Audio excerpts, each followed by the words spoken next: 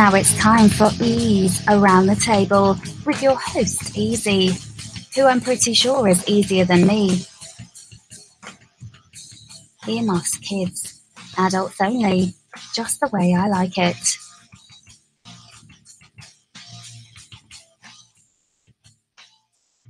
And that's right.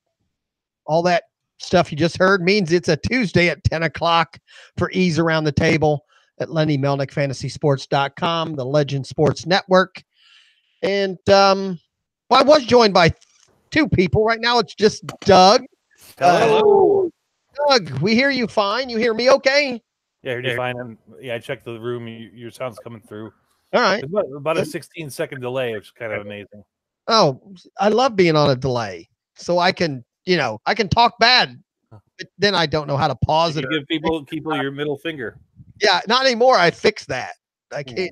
So, but yeah, well, we at least warn everyone up front. This is an earmuffs area. When it's just me and you, now I think we're going to have JR on here in a minute. He had some audio issues, so he backed out and he'll be back on. But I am the Ed McMahon to your Johnny Carson. Yeah, me and you don't curse much together. So I swear a fair amount in my own real life, but it's like I speak in certain in certain cultural areas that I'm at, I speak a certain way. I mean, I actually taught Bible school, Right. Yeah, this isn't Bible school.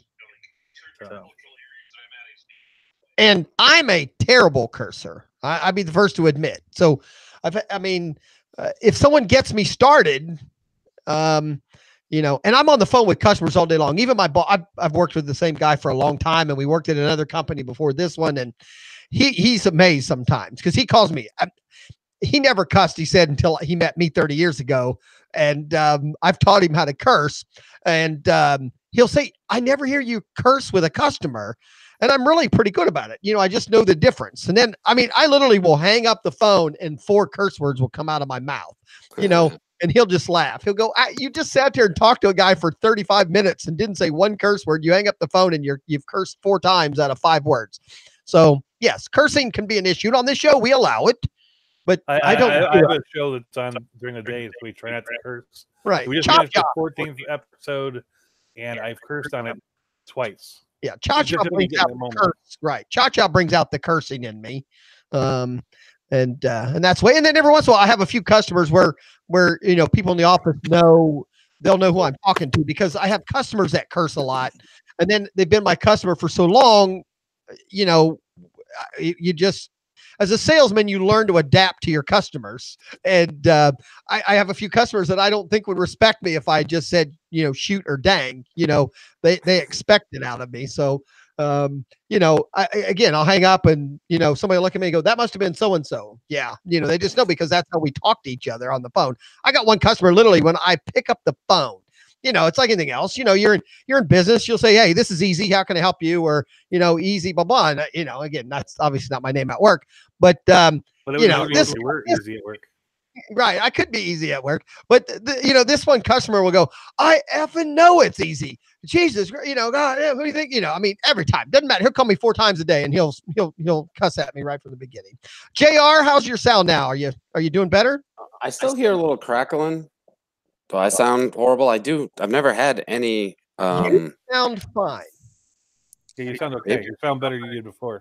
Maybe it's just in my ear.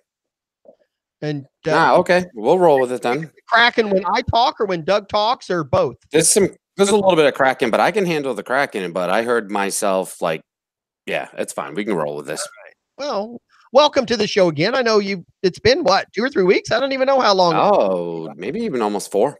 Has it been that long? I think because that was the husband and wife show. Yeah, she's here. She's here. Look, still. She's here. And my dog. With the dog. Yeah, I got dogs. Hello, Beth. What kind of dog? That's a healthy dog we have there. It's actually a 3. It's like a mix. It seriously is. But you know what? They say the best dogs are mixed breeds. He's about 100-pound pain in the ass. Really, look at him, Carter. Carter. His name is Carter. Carter with a C. Yep. And Coach Carter. The name of the Jay-Z albums. Actually, it came from ER. Let's not talk about it. So ER, the TV show. Yes, easy. What do you want to make fun of me? Yes, yes. Easy yes. will make fun of ER. That's ER was the best TV show on the earth. I mean, it lasted what, 16 seasons? Longest show ever, wasn't it, Doug? I believe, besides Simpsons. Well, like the Law and Orders run forever. Oh, I guess. Law and Order SVU is now the longest one. They just right. They're kind of, how far back is ER? The one with Clooney originally? Yes, they started in '94, I believe. My Lord, are you now? I mean, do you know medical stuff because you watch?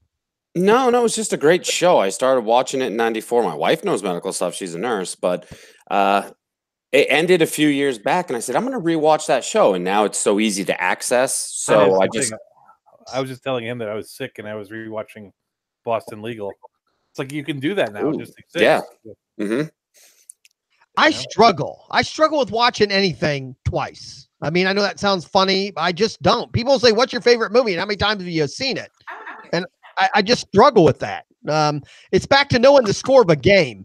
It's not the same anymore. I'm old enough to have a VCR when I would record a game. And if I found out the score, I just erased it. I would not watch a sporting event once I knew the score. It just seemed sports are different. I mean, I think when you're talking about something, I think that nowadays, like TV series are like our form of literature for a culture that we're in, which is a little bit more shorter attention span than it was before. But I mean, you never like reread a book.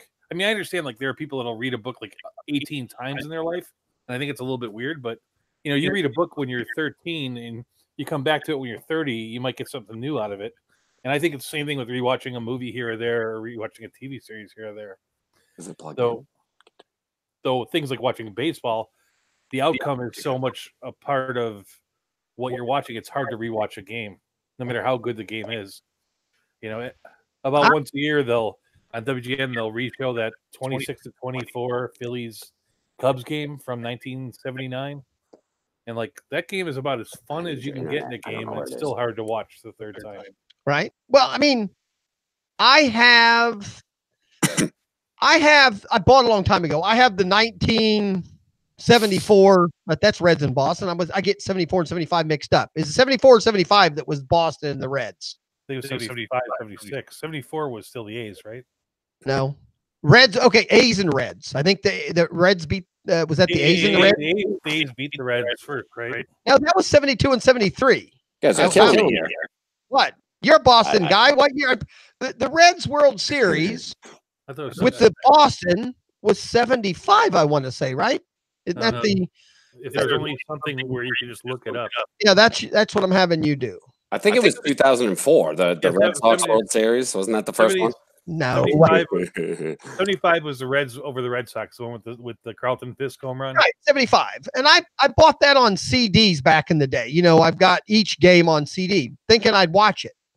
I watched Game 6, which, you know, Game 6 is the famous game. People don't remember that. They always think that's Game 7. Game 6, I mean, they're all good games, but the Carlton Fisk game, I'm pretty sure was Game 6 because that's what tied it, and then the Reds won the next game. But I still have not watched any others but that game. I mean, I lived it.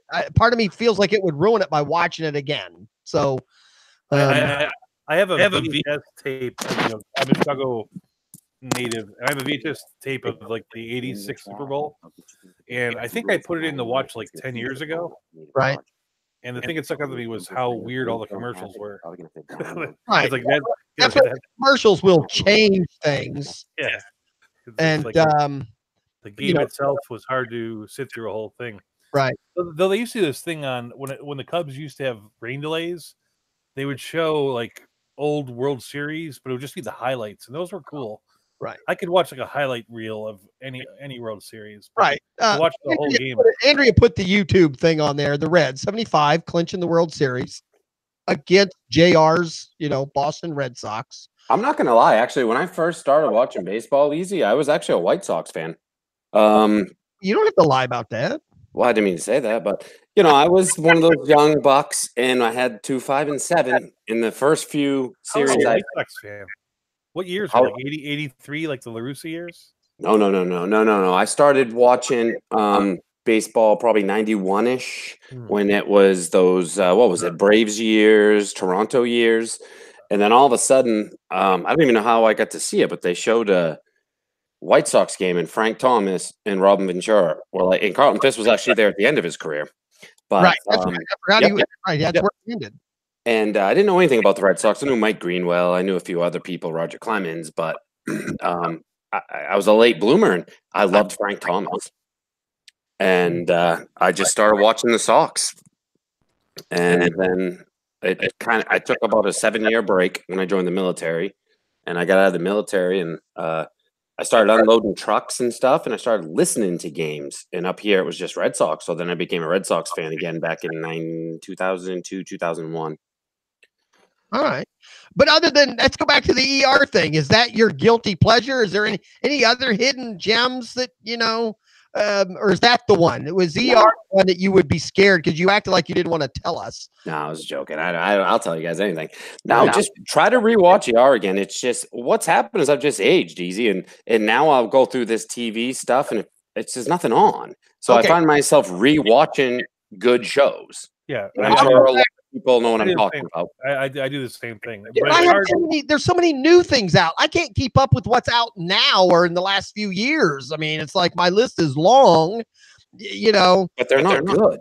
I mean, I just don't think they're good. Okay, that's an opinion. I mean, I find more enjoyable something new that might not be as good as something old. That's my point. I enjoy the newness versus sometimes something I know is old and great. And again, this is going to go more Doug's time, but I lived through the Barney Miller TV show era, but did not watch Barney Miller until later when it was a big syndication show. So that's kind of, that's different now. I had to wait. But it's a similar kind of feel. Like you had the initial experience and then you I didn't watch it when it was out originally. That's my point. I saw it when I saw it new. It was technically in the replays. You know what I'm saying? I never watched it first out. I watched it later when it came out, and it would be because I had a weird job for a while. So, it's one of those things that came on at 4:00 in the afternoon, Barney Miller, and you'd watch 2 30-minute episodes in an hour before dinner. And I just got hooked. And I even went in myself. I would go, why didn't I watch it when it was out? Because back then we did, we don't have you guys. I mean, it's hard for people that are younger to even understand what we went through 50 years ago. If you didn't watch it when it was on, you just didn't see it. All right. You didn't see it. I mean, if you went to the bathroom and missed something, you didn't see it again. I mean, you just missed it. It was over. End of story. And now, kids don't even care. We were watching the new Kevin Hart has a new thing out on Netflix. I would highly recommend it. But one of my kids was cracking up laughing in the middle of it. And then he just stands up and leaves. I said, where are you going? He goes, his girlfriend's calling me. I gotta go. I said, well, I thought you liked it. I'll watch it later. I mean, he just knows, kids today know they can just get up. They know they can watch it later. In my day, you just sat there. You had no options. So, Beth wants me to do the link again. All right. About a year ago, I had to serve on jury duty, and in the voir dire, they asked a bunch of questions. One of the questions they asked was, like, what's your favorite TV show? And the lawyer was just perplexed by the fact that people would say, oh, my favorite TV show is this. And then they'd ask him what station it is on, and no one knew what station or what time it was on. Because they just watched it when they watched it. Right. My kids would know none of that anymore. It's like, so I don't know what they were going for to get people out there, but it was about, I don't know, people who told time by TV or something. Which to tie it back into sports, live sports is what is keeping cable and certain TV things still even, viable because, it's the only thing they've got left that people have to sit and watch. The big networks know that live sports is the only thing that you're tied to at a time, and people will watch a baseball game at 7, there's a big change in the way that like ratings work. And if you read like what are the most watched TV shows, like the most watched TV shows are like Game of Thrones and The Walking Dead. And when they broadcast originally, they'll get like 2 or 3 million people watching. But by the end of the month, 30 million people will watch that episode. Right. And so the stations are like, how do we capture these people for advertising and stuff? There's millions of people watching the show and very few people watching Game of Thrones on HBO when it comes on at 8 o'clock.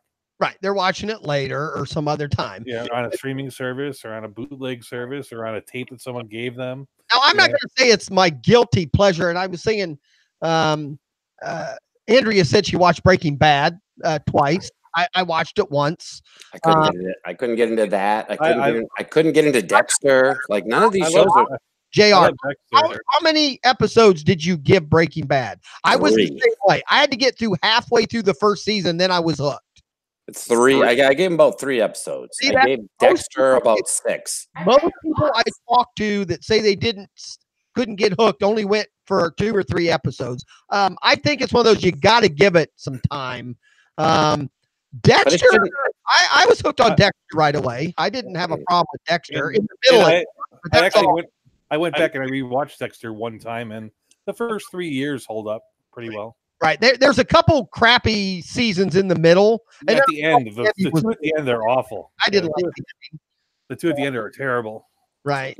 True Blood, I was hooked to True Blood right away, but then tapped out like after 3 or 4 seasons. I didn't even get through the last couple of seasons. So you understand what I'm saying? I mean, ER lasted, 16 years? It took ER 1 episode, and there was a bazillion people that just started watching. Just watch the first episode. The pilot, even in 2019, is incredible. It's just like boom. I have seen some ERs. Of course but again, I have to go back a little. Chicago Hope, does that ring a bell? Was that a hospital show too? Yeah. It failed. It came out a few years later, I believe. I did watch a few years of that. That's one I kind of remember. I was always a comedy guy or whatever. I never did too many big drama type shows because I was always into sports for so long. And I go way back, where sports, you just had to, you win or you just did a lot of stuff. I was a Simpson guy early on, but didn't do it much later. Married with Children, I was hooked on that for a long time. Sorry, we're comparing Married to Children to ER. We're getting crazy here. No, you're not. Married with Children went for almost 10 years. Don't act like it wasn't a success. It's apples and oranges just because of the. It's apples. The genre, the themes versus dramatics. But I'm just trying to tell you what. That's my comment. That's my humor, though. Give me. No, it was. I watched it. Trust me. I mean, that was like the heyday of Fox. But I don't know. After like 2 seasons, I was like, same humor. How many times could you see someone put their hand down their pants? I don't know. I can see that every night. Apparently. I'm a down the. Give me. I'm a Howard Stern guy. Well, so am I. But I go back to I didn't have Howard Stern in my area. I learned about Howard Stern. Was it the E Network? What had him on where it was later in the night where it was the video? E Network. The E Network had a half-an-hour show in the later 2000s, not late, but like how I found about Howard. It came on like at 10 o'clock at night or something like that. It was either 10 or 11. I thought it was 10, but it could. You might be right. But that's how I got hooked on Howard. As far as that goes, but that's because I'm a sick humor guy. I enjoy. I'm trying to even think. I'm struggling with even coming up with a drama. I mean, unfortunately, it's a guilty pleasure because Mrs. Easy, she gets me. I have to watch The Voice. I have to watch America's Got Talent. I could do without them, but I do now fairly enjoy them, I guess, because she's made me watch them so many. So now I've just kind of, never watched. Come on, Doug. I don't know. It's not a big show, but it's a show that I've heard. Right. In my life, I've been made to watch that by significant women in my life. It's like women like that show. Do you want me to throw one back? Well, sure. And it was about the same time period. And this, I guess, could be a guilty pleasure. But once again, when you only have 2, 5, and 7, and I live in the woods, which I did, there was a drama that lasted about 2 to 3 seasons, I think. It might have lasted longer. I don't know. But it was called Sisters. Somebody Google that. It was a great show, Doug. Do you remember it? It was like an all-black cast, right? No. This was the 90s. It was. There was brothers and sisters. No. Hold on. I'm trying to think who was in Sisters. Now, guilty pleasure. Now, Beth has joined us on her own camera. I figured it out. Yeah, you It's see, not that hard. now, is it with sex? I'm getting humbled back. Yeah, something's going wrong. What the hell are you doing? That was all JR. That was all JR. I think he was moving furniture and I stuff. think it was mowing. No, I think it was my headphones. No, something. We're both on headphones, so I had to move out of there. So we're so close. Yeah. I think it's better now. Yeah, it sounds good. I unplugged my headphones. I wonder if it was my headphones the whole time. Probably was. Probably it's Beth's fault. Go figure. But anyways, Google Sisters. Sisters was a show. It was actually very sad. It was 92, 93-ish. I don't know, something like that. And no. It was about sisters, and then they had to deal with their parents, and like the father got dementia. It was a very guilty pleasure. I was like 11 years old, guys. Comes up as a movie. 11 years old. Wow. TV show. Sorry, Doug. 91 through 96. See? So it did last a few years. That's I was- Susie Kurtz. Oh, Sheila Ward is hot. She was super hot, dude. The brown-haired girl. Oh, wait, Yeah. my wife is I'll kill on. her. Come on, guys. Is Sex in the City a guilty pleasure? I got kind of, me and the wife, Sex in the City was a big thing for us. I remember we kind of went through that. I mean, don't get me wrong. I'll do movies and I'll do some of that stuff, but we'll do Game of Thrones. I mean, we do all the normal popular. I'll throw it out there for me. Like this. All right, Doug, let's do it. I've watched the TV series The West Wing 11 times in my life. I belong to like I belong to like a secret West Wing group where I don't actually do Christmas shopping, but the only Christmas I participate in is I participated in their grab bag, where you give away a West Wing related gift, and that's the only Christmas gift I give a year, unless there's a significant other in my life at that particular time. Now, see, Doug, you live alone, right? I mean, so okay. I have a 76-year-old mother in another room. All right. So do you and mom watch TV together? I try to watch one show with her to be a little bit like that, but she's crazy with the TV. I literally I buy virtually every. I have like Showtime, Stars, HBO. I buy all of them because that's like her best friend. All right. Well, really? But because we have Beth and Jim on though. Beth, what will you watch that he'll walk out of the room? Is there something you will watch that you know? Oh dear. Even gonna sit down. There's so many shows. Like, where do I start? Where he'll walk out. Actually, there he goes right now.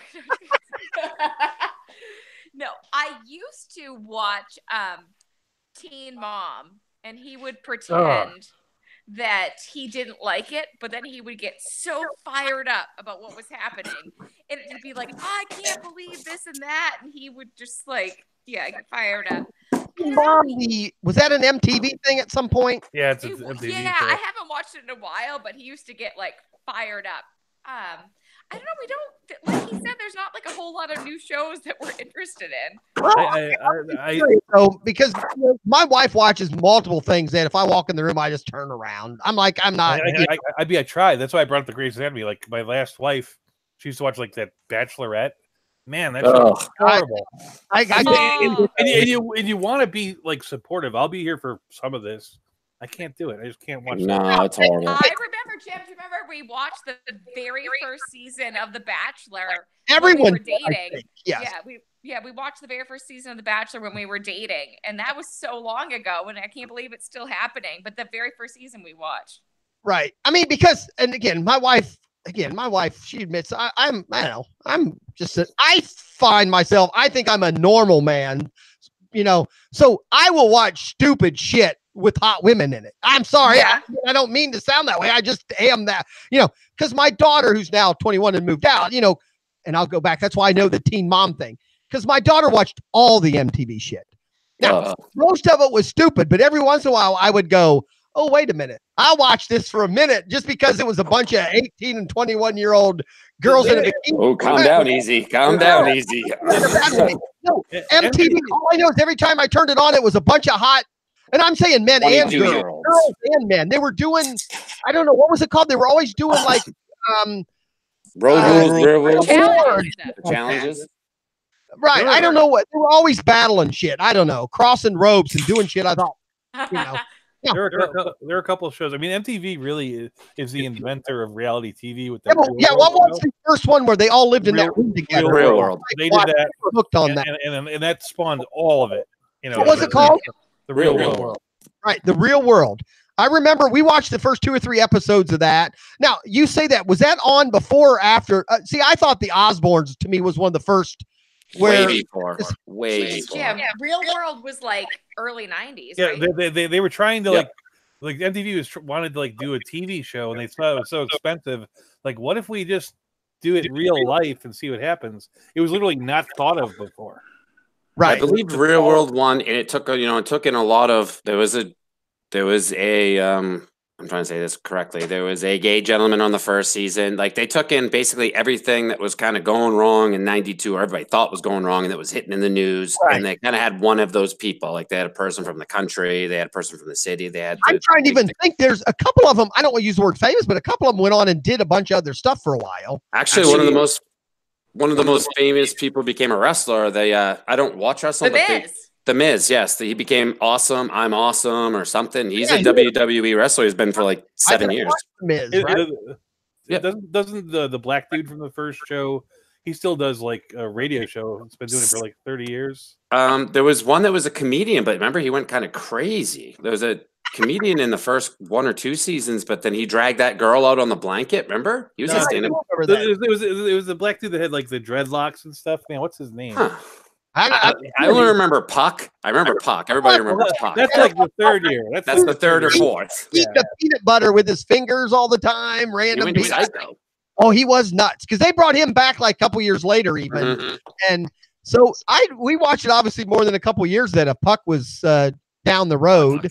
And then, but then the Osbournes came out. I think the Osbournes to me was the last one where it truly was filmed where they acted normal. Now, after the Osbournes, I felt everyone knew they were being filmed, so they did shit to make publicity. You know what I'm saying? 100%. I 100%. really think the Osbournes had no clue what was going to happen when they filmed it. And then they've all come out and said that. It was one of the first realities with the famous family, Yeah, and Hogan signed on because then he did the Hogan. Hulk Hogan had his channel. About the Hogan's This family. is Hogan knows best Right. what was The Hogan family, that was a This mess. is the Legend Network's history of reality TV.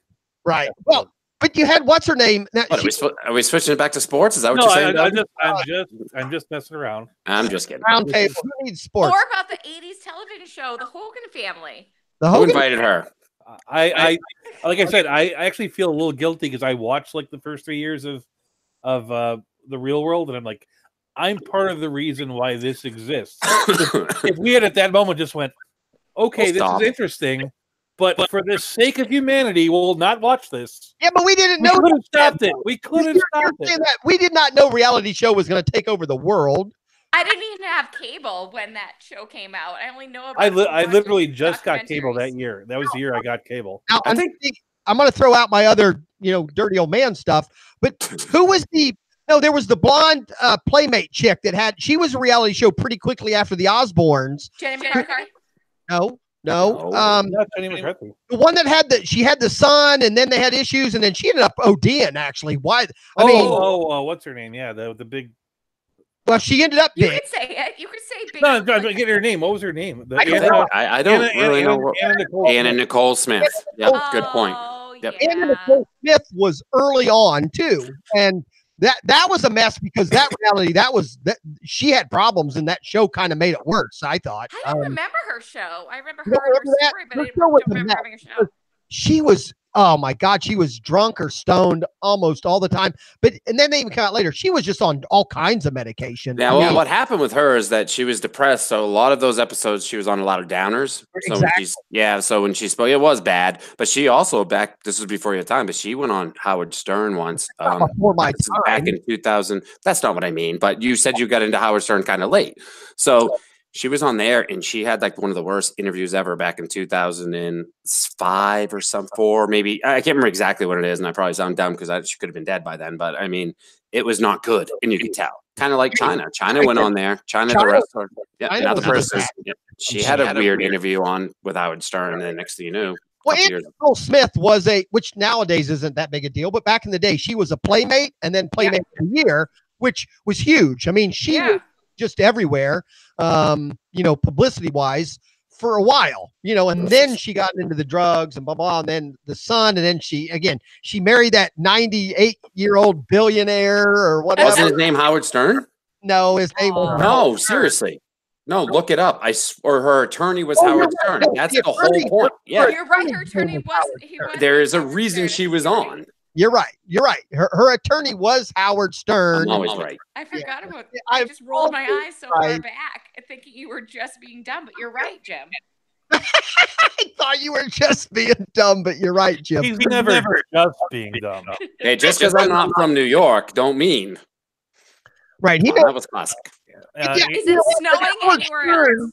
Howard Stern was good at keeping you up to date with those kind of things. So, because that was his show. I mean, I'm sorry. Again, I'm that, and that's my point. I've always admitted that Lou likes these shows. You're missing Lou Landers. Lou Landers watches these with his girlfriend all the time. That's right. Okay. Lou Landers better not be in that chat room, easy. No, it's Andrea mostly. Andrea really likes Dancing with the Stars. That's probably why Lou's not on tonight. He's probably watching one of those. I don't do any of the dancing shows, and I only watch America's Got Talent when it's the first bunch of episodes where people get cut off, where it's the shitty acts. And once it's all good acts, to me, it's then it's just good people singing and dancing. I can see that anywhere. But I mean, there's a place for like a variety show. Remember in the 70s, the TV show, you'd have a comedian come on. Carol Burnett. Carol Burnett. And I used to watch all those. The closest thing we got nowadays are like those later end American Idols where they just sing good songs. Right. Not that I really watch those. Right. And Landry is right out there. Howard Stern, they were girlfriend and boyfriend. I think they dated at one time. I believe so. Howard Stern, her attorney. I'm almost positive. I'd be honest. Wait, she's typing in now. Who has the son? I'd be curious now. I'm sure now he's older, so it doesn't matter. I don't know who ended up raising the kid. The kid was like 8 or 9, maybe, when she passed away.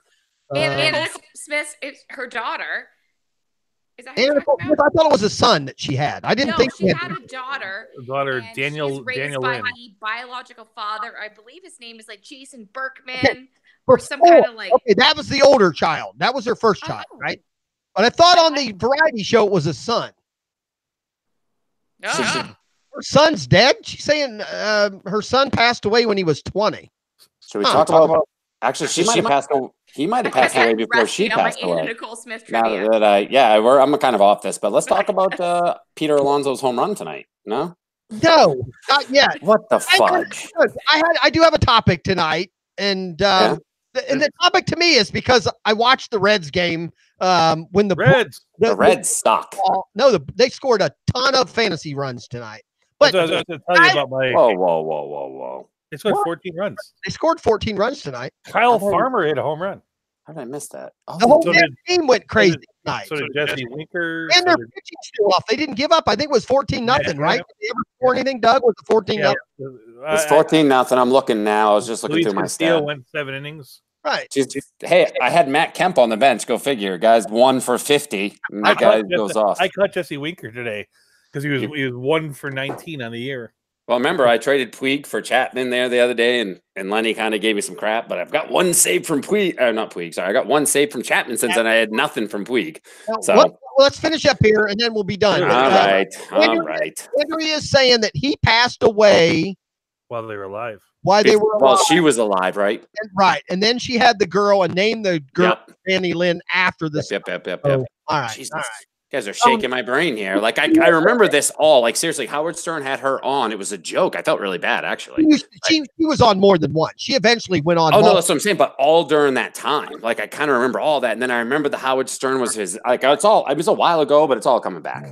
And again, I'm sorry. I mean, when she was in Playboy at that peak of her age, and she was, she was a beautiful girl. I mean, I can't say it any other way. I mean, she just. a blonde Texan. I mean, and then she'd open her mouth. I mean, nothing personal, but she was a little. However, I will say it had to be an act because you don't get that far being so stupid. You know what I mean? Might be too. I spent a large portion of my life being a stockbroker, dealing with millionaires, and one of the things the stockbrokers would say to each other is like, "How can somebody that stupid have that much money?" I think that stupidity you can get a long way. We can get a long way and be stupid, especially if you're very good looking. Or I tried to portray it on this show so JR looks smarter. Oh, whoa! Thank you. Well, I mean, everything comes down. You could be the best looking guy, but have zero common sense. I mean, this is all human. We can go into this like in detail. I mean, it's all human knowledge. I mean, common sense gets you pretty much further. I mean, I've met a bunch of people that are pretty successful, but then you could ask them to put a screw in the wall and they wouldn't know how to do it. So I mean, it's different, Mark. 100%. I have hired and fired kids who were straight A's in college, but could not figure out shit once they got in the real world. And then I've hired kids that barely got through college and they're the best people we've ever hired. You know what I'm saying? So, it's 100%.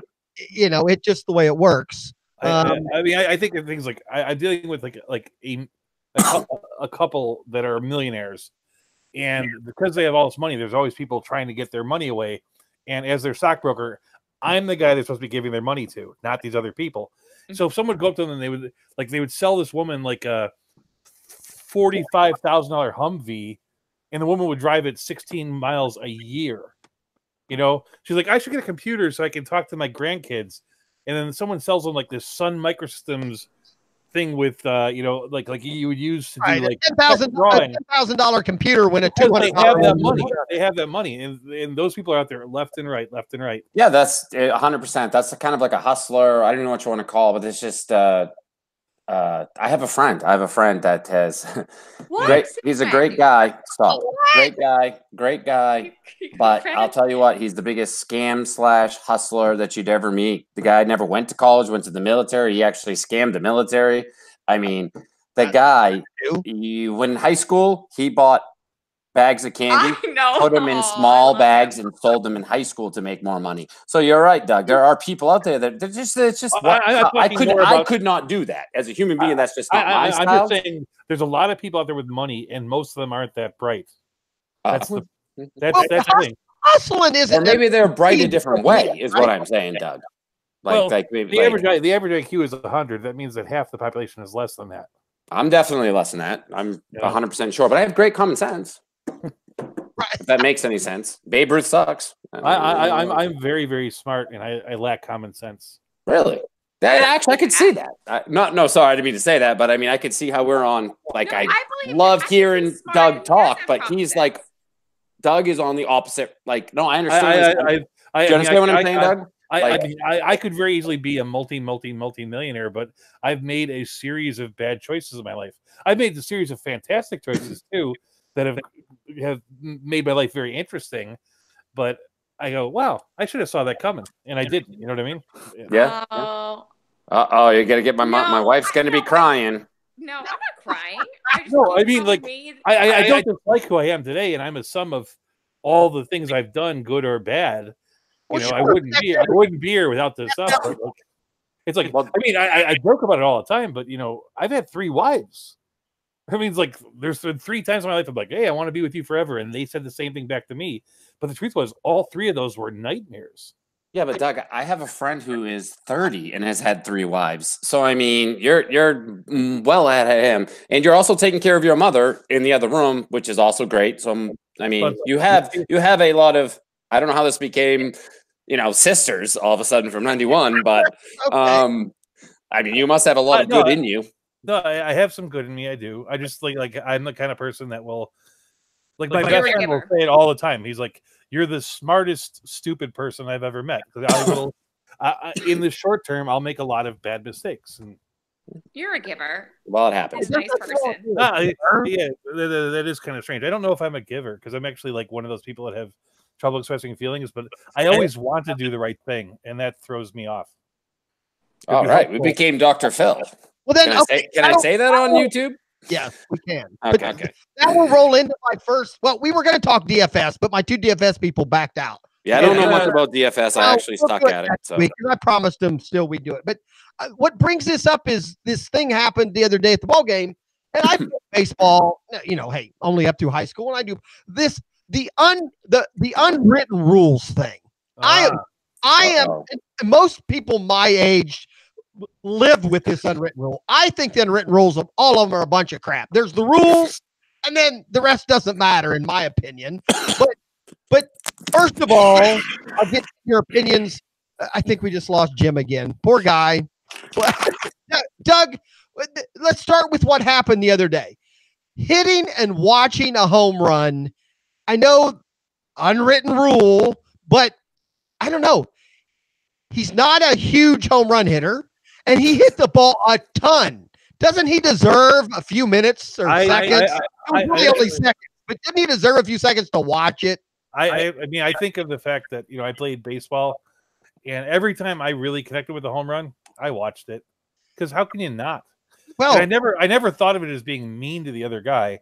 And the truth is, I mean, I did get hit by a few pitches, but I just thought it was because I had a fairly close stance where I was near the plate. I like the ball out and over, so I would get closer. Anthony Rizzo gets hit by a lot of pitches, same reason. It's like, so what? He hit the home run. Let him do his little thing. It's only a few seconds. Well, first of all, Easy, as a Red Sox fan, that rule doesn't really. It depends on what pitcher. It really boils down to the pitcher. And as a Red Sox fan, Chris Archer's kind of been a punk pretty much his whole career. Like, I don't know, 7 years ago. Ortiz and him have got into it multiple times. I mean, that was a gimme. Chris Archer, him doing that was a gimme. But that was just a baseball thing. I mean, nothing really happened. Puig pushed a bunch of people. Blown out of proportion. Oh, 100%. 100%. I think it played out the best it could have until the fight. Meaning, okay. What? It wasn't even nothing even happened.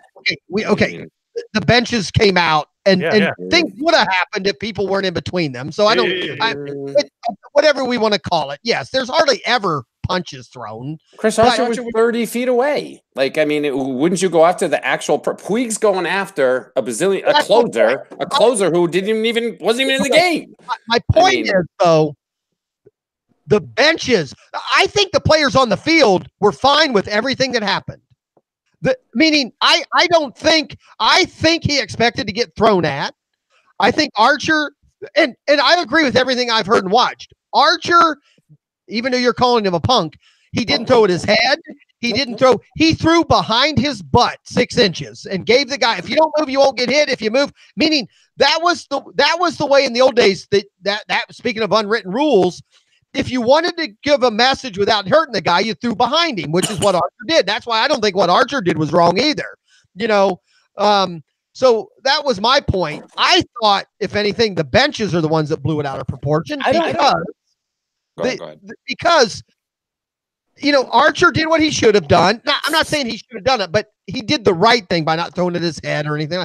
I knew when the kid crossed home plate, and Dietrich, his name's spelled weird. I think it's Dietrich's how you pronounce it. Derek Dietrich. Speaking of Barney Miller. Right.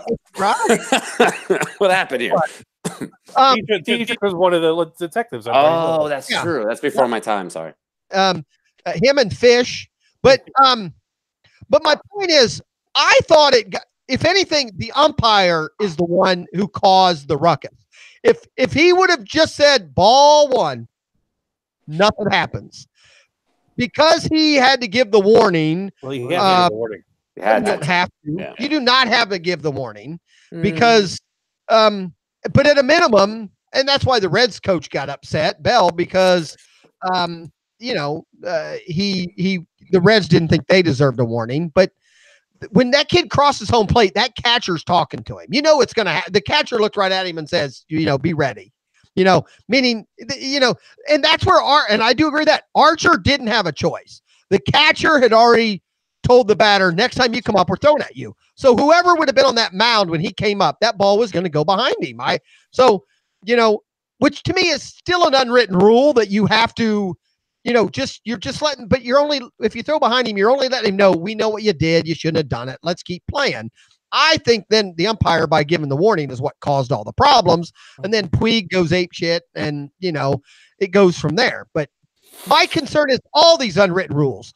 No bunt in a no hitter. That one, I believe in that one. What do you mean? I don't believe in any unwritten rule. Period. There's either a rule or there's no written rule. This, you don't steal bases when you're up 10 to nothing or 8 to nothing. That is just piling on. If you're up 10-0 and you're stealing a base, unless you're like Ricky Henderson going for like the 130 in a record, all you're doing is showing up the other team. You really shouldn't be doing that stuff. Now, is it illegal? No, but it's poor sportsmanship. We have watched enough baseball to see teams come back from 7, 8-0 games. It doesn't happen that often. Doesn't matter. But even so, it's like the best base stealers are about 80% successful. And so the idea of you making your first out stealing a second base just by trying that thing is a big mistake. And so it's wrong. It's wrong not only to the other team, but it's really you're on first base. You got a base runner. If you're down by 7, you need to get that guy in. Being on first or being on second doesn't change much your percentage of probability to win the game. Yeah, but I agree with EEZ, actually. I don't get me wrong. Baseball is easily my favorite sport now and has been for about 2-3 years. But in this time of fantasy, fantasy dominates football, hence the reason of all these new rules. I don't want to hear about concussions. It's really about higher scoring. Same thing with basketball. Basketball, there's zero defense played till the playoffs for a reason. It's all about betting. And so, they're going to get those stats. They're going to do these things. I don't care about the rules either, to be honest with you. If you want to you got to be prepared for everything. That's like me going to work tomorrow and being like, well, maybe somebody will come in and not be upset with me maybe all day. It just doesn't make any sense. Well, but it's not even that. I feel if the other team's going to give you the base, you have to take it. I don't care. Again, it's back to an unwritten rule. Well, no, that's the thing. Like, punting into the shift or something. Yeah, I understand that. But if a guy has gone 7 innings without letting up a hit, and I guess it's one thing if you're D. Gordon, that's part of your arsenal. But if you're like, I cannot do this any other way than maybe fluking into a thing, that's just not good sportsmanship. Beat him at the game. I don't care if you're Big Poppy. If you're ahead by 10 and there's no one covering second base and it's late in the game, you take the base if they're giving. Take the base. And Canarcion tried to steal yesterday, for crying out loud. Well, what the hell was he doing? What about the steal of home this afternoon? That was unbelievable. I didn't want to get into that. I'm a Sox fan, so I'm just like, first of all, Chris Sale works super fast, so I don't even know how that happened. But anyways, he just took off. I think he just realized Sale wasn't looking at him. Go ahead. I'm just saying now the argument might be either way. One, I don't think Sale even knew what happened when he threw the ball. It was a terrible pitch. I'm not sure the catcher would have called anyway. I'm pretty sure the guy would have got home either way. And then obviously the next pitch is a hit too. The second pitch after that is a hit.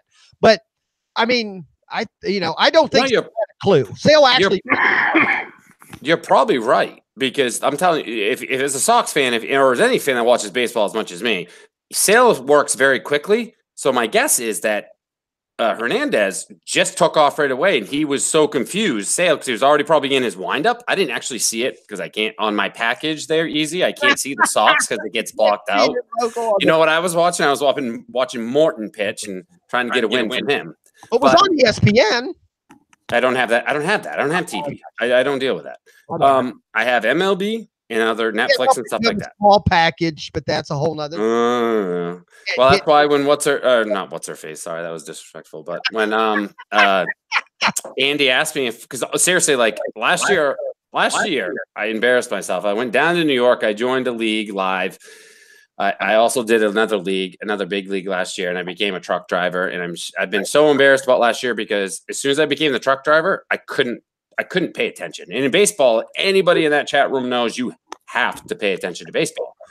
I've watched about 10 to 20 more games than I've watched last year. So when Andy asked me if I actually watched that, like all I do at work at 1:00, I just put baseball on and I just sit there and watch baseball. So anyways, I could not watch the Sox game, of course, but that's my guess on that stolen base is that Chris Sale works fast, like literally one of the fastest guys in the league. He just gets the ball and just pitches it. So I'm guessing that he was already probably in mid pitch. I didn't see it. And then that guy just took off. And that's why, because it went to the backstop, if I from what I've heard. Right.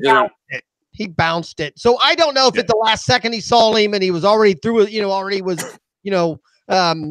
I don't know. Again, it ended up getting past the catcher either way. Yeah. But it was pretty cool. I just haven't seen one in a long time, No, me either. Well, it happened last year, but I mean. Well, it happens a couple times a year, but the odds you could actually see it live. I was at work. We have ESPN. I had it on. So, you didn't have it on the package? You don't have the big package either. I don't. Yes.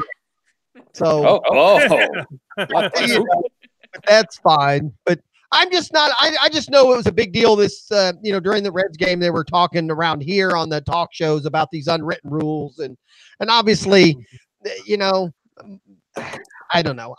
Now again, in softball, it was only now. See, I'm Doug. I'm the opposite. I'm an old guy. I don't hit a lot of home runs, but I hit a few here and there. We play on fields that are about 300, 310 feet, and when I poke one, it goes about 302, maybe 305, a lot of 299s in my career. But I believe it or not, speed is what I still bring to the game at my age. In softball, I still hit quite a few triples and shit like that. So I can never assume that it's a home run. So I've never got to watch one. I have to take off running because I'm trying to get to second or third base before I die. And, so I've never hit one hard enough where I went, all right, I can watch this one. So I'm kind of the opposite. Beth, quit laughing at me. I'm not laughing at you. I just was thinking about the big package and how sometimes you could poke one and how sometimes, those kind of things that you're saying. There's a lot of baseball terminology that is double entendre. Yes, I can't help it because I'm not a baseball person. You got the whole medical person, and so got that sense of humor. So I'm just trying to. Now, your husband might be the one that started this package thing anyway. I'm just saying. I'm not. Yeah, he did. I have the same kind of sense of humor, but he's the one who put his big package out there, making fun of me not having my package at all. I'm no double A. We all know about that situation. Okay, right. That's a whole nother situation. Yeah. With double A. So anyways, my whole point is I think that, I don't know. I watched that. Size of the battery. What? Double A battery? That's the size of the battery? That's why it's called that? That's not what we heard. No. Maybe like 5 double A batteries. But anyways, I don't know. I didn't mean to say that. Reason. But no, getting back to, I don't know about that whole thing, Easy. Like, me, I'm a conspiracy theory guy, like 60%. So I watched it. I rewatched it. Puig is not doing anything. Puig is just running in and, he didn't really, like, I just don't know. Like, nobody was, it was a baseball brawl. People were laughing. Josh Bell's kind of like walking towards him. But nothing happened. Okay. And now they're trying to make colorful. It was kind of funny, yellow and red, and it was really pretty. It got on ESPN. But now they gave the pitcher more. Like, did you read all this bull crap? Which, once again, that's why I hate getting older. That's why I watch ER, because you read all this crap, and it's like, Puig got 2 games. Chris Archer was sitting back and did completely nothing, but he gets 6 or 5, right? A pitcher. I think it's just making a point. A pitcher's not going to play for 4 games anyway. So I know this. If you give a pitcher 4, it's nothing. He technically got 1 game, and Puig got 2. Yeah, but that's exactly what I'm saying. Like, I don't know if it was actually. What I'm saying is, I believe you. I think it was blown out of proportion. Nothing really happened. Yeah. Puig bumped chest about a bazillion Pirates players. Even the punch he threw, it looked like a WrestleMania punch. Oh, that's right, double A.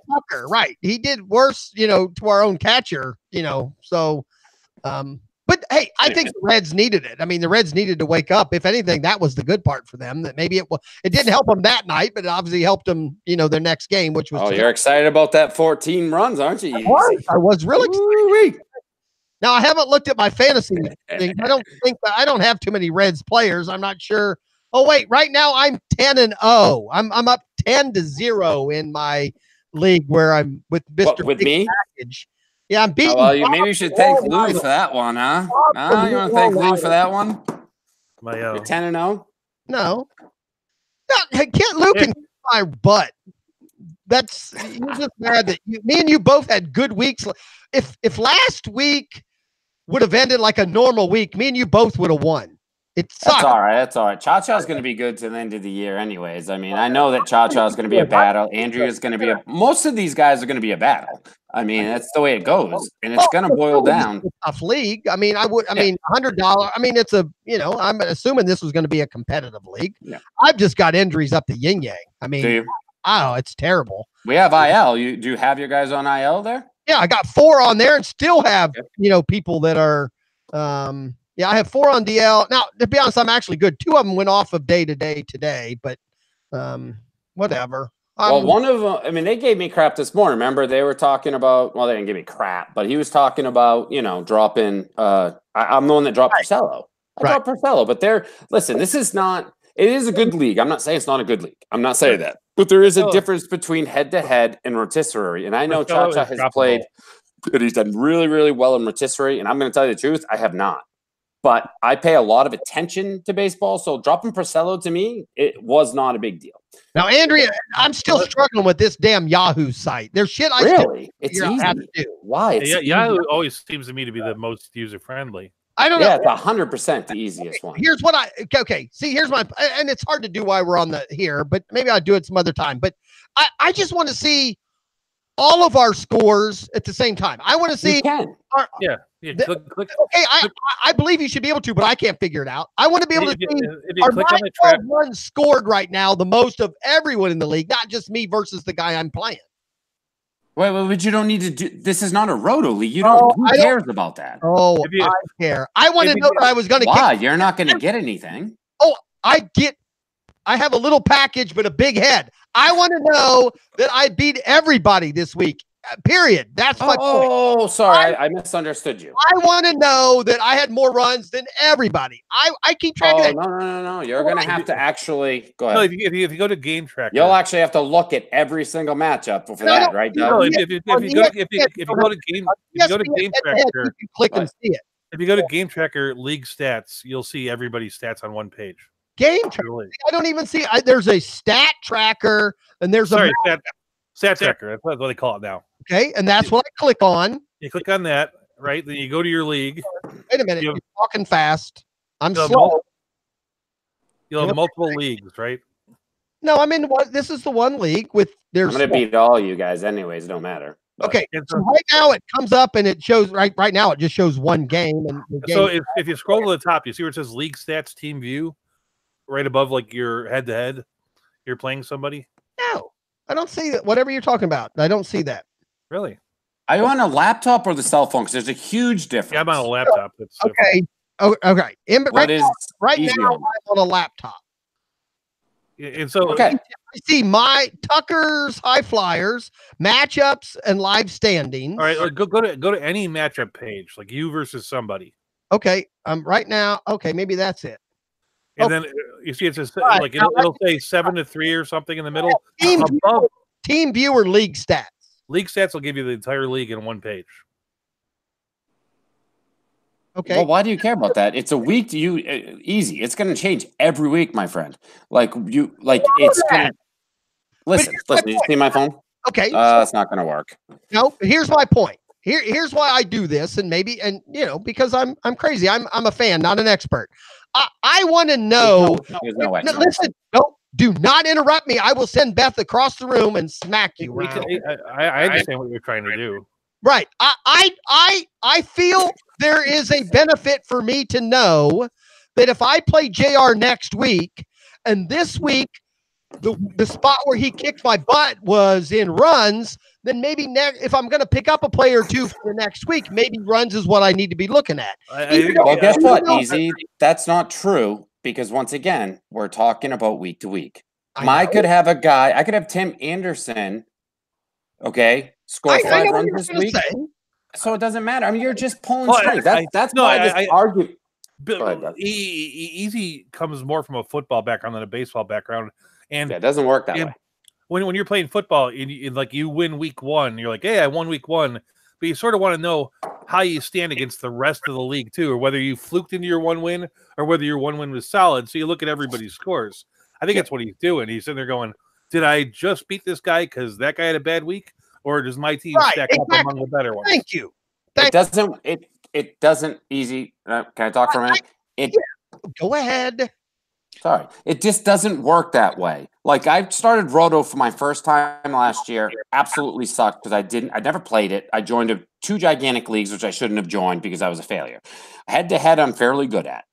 If you pay it doesn't work that way because we're talking about baseball. Basketball and football, you can almost guess that Harden's going to do this every single night. Baseball is not that way. You honestly have to wake up every day, look at the stats every single day. Who's hot? You throw them in there. So what I'm saying is, like, Tim Anderson next week could get me 0 runs. So you look in this week, yeah, it's not. I'm not saying it's a bad thing to do, but it's probably not going to work. It just doesn't work that way. You're saying not work. I understand what you're saying. It is still fantasy. There's things that aren't always going to work, but it doesn't mean the information isn't somewhat helpful. That's all. It might be, but go ahead. I just don't think in any fantasy sport, I know Doug's saying football is one way, baseball, but I don't think in any fantasy sport that you can have too much information. You can misuse too much information, but I don't think it hurts to know, some, like Doug said, I could go 2-0 and then realize, well, shit, I went 2-0 because I played the 2 teams that are even worse than me, meaning if I'd played anyone else, I'd be, 2-0 and 2 instead of 2-0. That's my point. I find that information useful. I need to know. And I know what you're saying, but are my 8 steals every week average, above average, below average? I enjoy that information. And I'm like you, I do look every day. And I look too much every day because I have access to computers all day long at work. So I always have No, you do not. In baseball, you do not ever look too much. I am on my phone. You do not. Trust me. And while I'm looking, I also want to know, where do I stand against other teams? So, and you're right. I'm smart enough to know that doesn't mean this time or next week it's going to help me out. But if I realize, 3 weeks in a row I've won in runs, but I'm still below average, runs might be something I need to look for. So that's all. Yeah, that I understand, but I don't know if you can necessarily take it week to week. But that's the same thing. Getting back to, remember this morning they were talking about Rick Porcello. Yep. Look, I watched Rick Porcello start 2 times this year. I watched Rick Porcello all year last year. I watched Rick Porcello 2 years ago. He gives up a home run every game. So to me, it's a week-to-week matchup. It's not. I would have probably kept him in a 14-team roto and just kind of benched him. But this morning, like, Chacha was like, wow, I can't believe it. But, dude, we have like 5 or 6 pitchers out there on that waiver wire that nobody's really adding. So, I mean, I'm going to add them if they're playing a weaker team just to give them a chance. I mean, they have a 3 ERA, and that 1.1, or, they have dude, Rick Porcello is off. Chris Sale is off. The Sox are off. If somebody else gets Rick Porcello a month down the road and he wins his 5 or 6 games in a row, then that's my bad. But I'm going to take a chance. It's week to week. You can't, it's not roto. You can't mess around. I got to win this week. I got to win next week. I keep saying that, but still, each week is won based on stats. I mean, I know the difference between roto and head to head, but still, each week you're winning because your team scored more than, meaning I know, and I've said it, I set my team up to win 5 offensive categories, and I pray to God my pitcher gets me one of my pitching it, and that's what lost me last week. At the last minute I lost because I lost by 1 steal, which is a category I thought I'd at least be above average, and so I want to keep an eye on those things. So let me welcome Dan. Dan, welcome. We've been on an hour. Lenny Melnick, fantasysports.com, the Legend Sports Network. This is EEEZ Around the Table. Dan, are you there? I am, man, and I was going to say, Mrs. Easy says on a regular basis that you're below average. So I'd add that. No, I'm just joking. I'm just joking. And Slice, I'm glad you're here. I was talking about you last night on my show, so I'm glad you showed up. Oh, uh-oh. Is this going to be bad? Nothing bad. I was just like, if you hear me out there in Slice land, hopefully you show up in the round table because you hadn't been there in like 2 weeks. So. No, I got sick. Dan, I got sick. Seriously sick for. Oh, seriously sick. Oh my God! There we go. Hold out. I love it. Sick. Oh my God. Anyways, Apparently, Dan. your illness brings great laughter, ER so it couldn't be nurse, too serious. and he was acting like he was dying. He had It Ebola? was, jeez Louise. God. Okay, Jim. Seriously sick. Jim. My ass. All right. Your phone's almost dead, right, Beth? Anyways, Just like you were with your sickness last week. Anyways, yeah, I was out of it for a while. Anyways, apparently I wasn't that sick, Dan. So, but yeah, no. I actually didn't do much for the last week or so. But anyways, what do you think about the watching games at least? Huh? No, but we got a few episodes of ER in.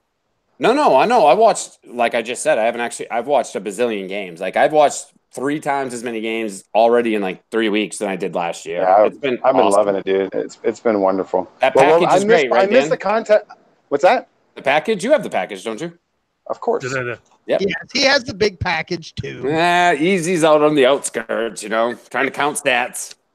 But I missed the context of the conversation, so I didn't really get as to what was going on and being discussed 100%. I was actually going to ask you to recap it. I don't have the MLB package, and that's because I'm still paying off my NFL package and my NBA package.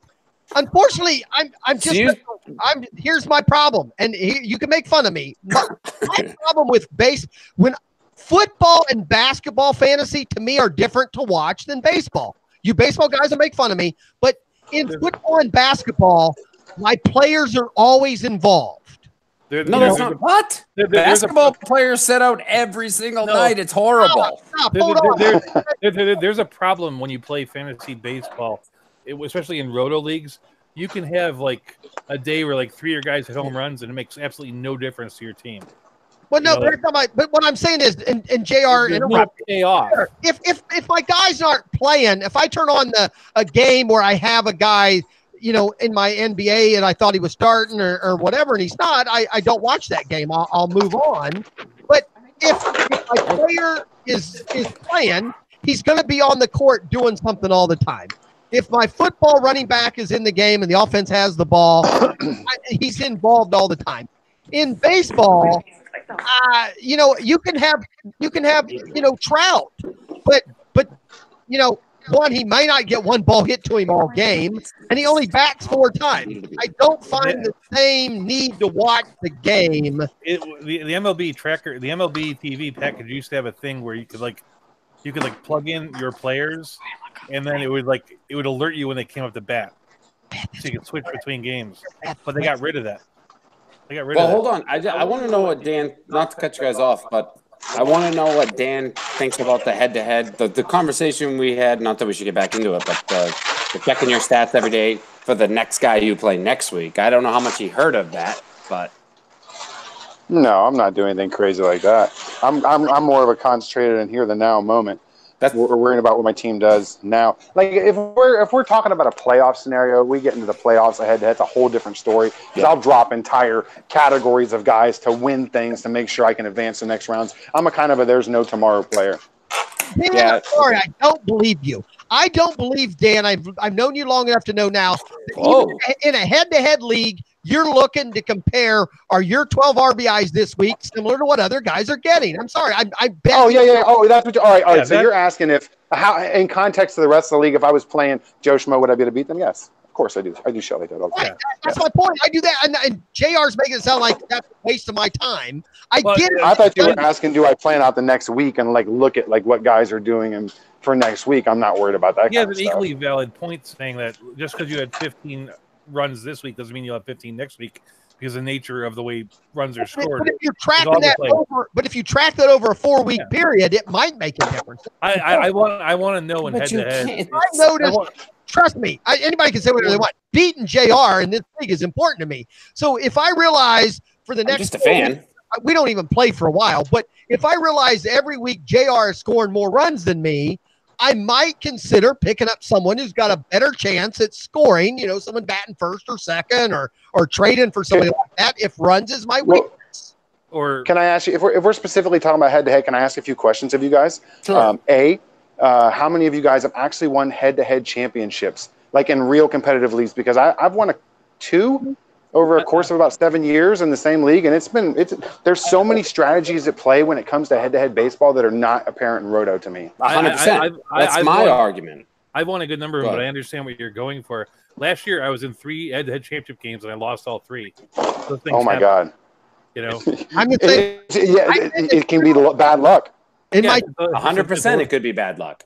In my head-to-head, I don't know if Dan, I don't know if it's bad luck because of what you just said previously.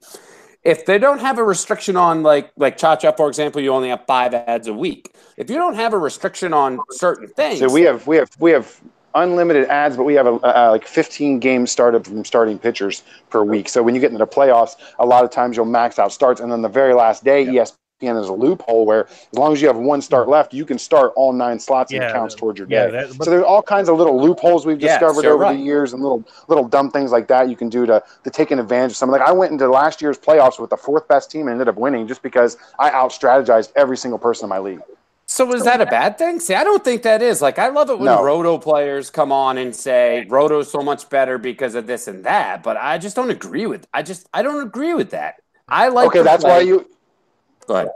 You all need to play my invention. I invented a league and I invited a couple people to join it this year where we do 1 draft and 2 leagues, 1 head-to-head and 1 Roto, and it solves that problem every year because the Roto guys can win Roto if they want, and the head-to-head guys can win head-to-head. Yeah. See, I can't do Roto anymore. I'm in 1 Roto league this year, and I'm only in it because I joined it last league and I was a complete failure. And I said, you know what? I'm not going to quit just because I sucked last year. So I said, I'm going to pony up the $125, play it again. I'm actually in 2nd right now. Luckily, trust me, because my pitching's horrible. But I said, I'm just not a quitter. So I was like, it's with a pretty used to be somewhat guy and relevant. I guess he sort of still is. But so I was like, I'm going to join it again. And I probably won't after this. I'm not going to lie. And I'm sure he's not listening, but I can't do it. Like Roto to me, first of all, I just can't figure it out. Like I can't figure out, like I go to where the things are and it's like, okay, you got 6 stolen bases and you get this percentage of points. I don't, it seems tricky to me, guys, if that makes sense. What don't you understand about it? I guess it's hard to actually figure out that if those week of stats actually happened. Like I'm good, Dan. Like I can check every morning, right? Like if me and you are facing right now, Dan, I'm going to wake up tomorrow and be like, okay, my guy did this. I'm going to see it there. I'm going to remember it. So Roto, of course, you can go 2 weeks, right? And then it says, okay, you only have this many steals. And then let's say the app only goes back 3 or 4 games. And you're like, how do I don't know. You know what I mean? I don't know. I just don't like it. So I guess I don't know. There is a more of in Roto. There's an indirect relationship between what your players do on the field and what your scoring actually is. Whereas in head-to-head, you get a home run. It's 1 home run for you. You know, everything just matches up. It's like you can have your guy go out there and have an 11 strikeout game, and it could change absolutely nothing in the Roto League. Trust me, it happened last year. Yeah, because the team that's ahead of you is 44 up on you. Right. If you had 5, you'd be in the same boat. So, one of the things that I find, like we actually talk about that, like what would make the game more interesting to newer people. It's like that direct payoff where if your guy does something, you get some kind of payoff for it, whether it causes you to win or not. At least it makes you better. That's one of the reasons why I think head-to-head is really what people should be talking about and what should be playing in the industry. That's 100% because it's just we're old fun than the other game. We're old. You know, head-to-head's the best.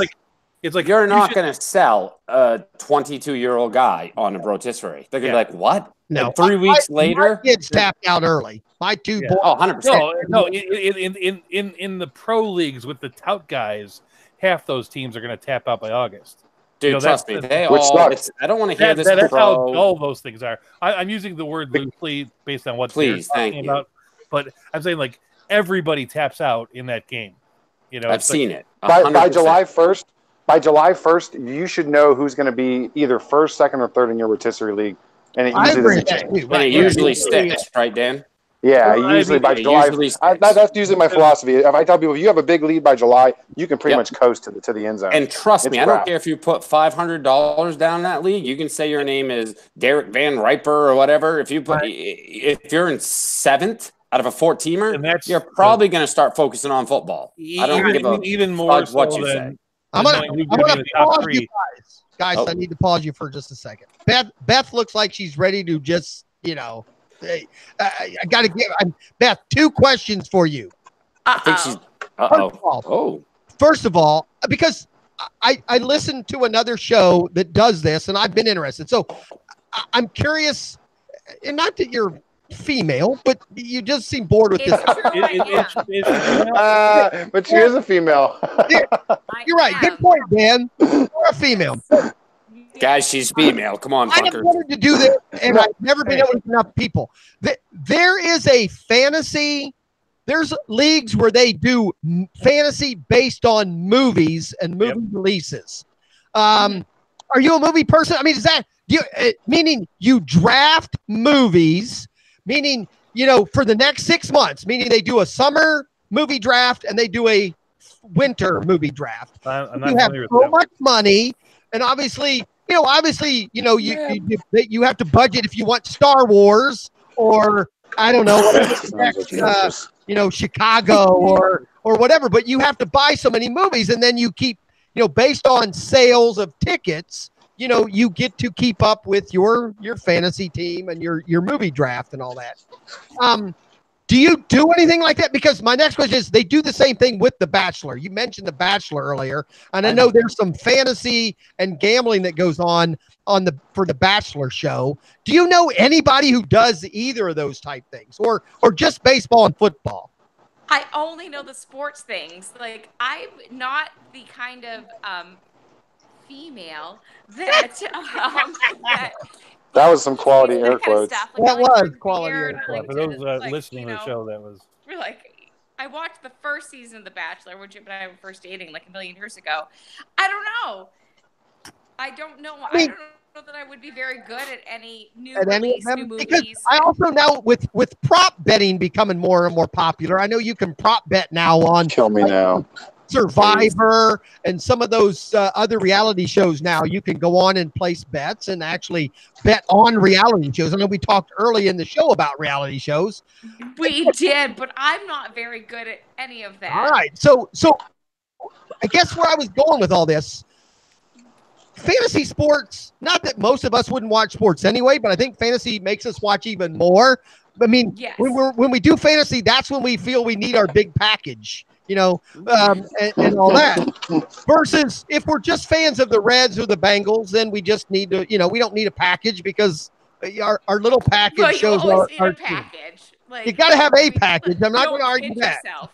But what I'm saying. So what I'm saying is a non-sports fantasy thing like movie draft or a Bachelor. Or I've played Fantasy Movie League. I know that one. So you have done that? See, it seems like that kind of thing. Fantasy Movie League actually has a real tie to the fantasy world because it was actually the website and the whole thing was invented by Matthew Berry. Okay, right. You're right. Matthew Berry is douchebag from ESPN. And well, I mean, it's like that's a definite tie to the fantasy world. But the idea is you have it's kind of like DFS, and you have so much money for the week, right? And you have 8 theaters, and you have to buy movies to put in your theaters, and have the largest box office of the thing. So, like, if there's a real blockbuster show, you might be able to buy like 3 screens worth of that show, but not all 8 screens. So you wind up buying some indie film for your 8th screen just to get a little bit of money at the end. You hope it's complex, and I don't get it. Right, you're hoping you get the Blair Witch, where no one has a clue that it's going to do, $10 million, in the second or third week, and then just take off from there. I mean, easy.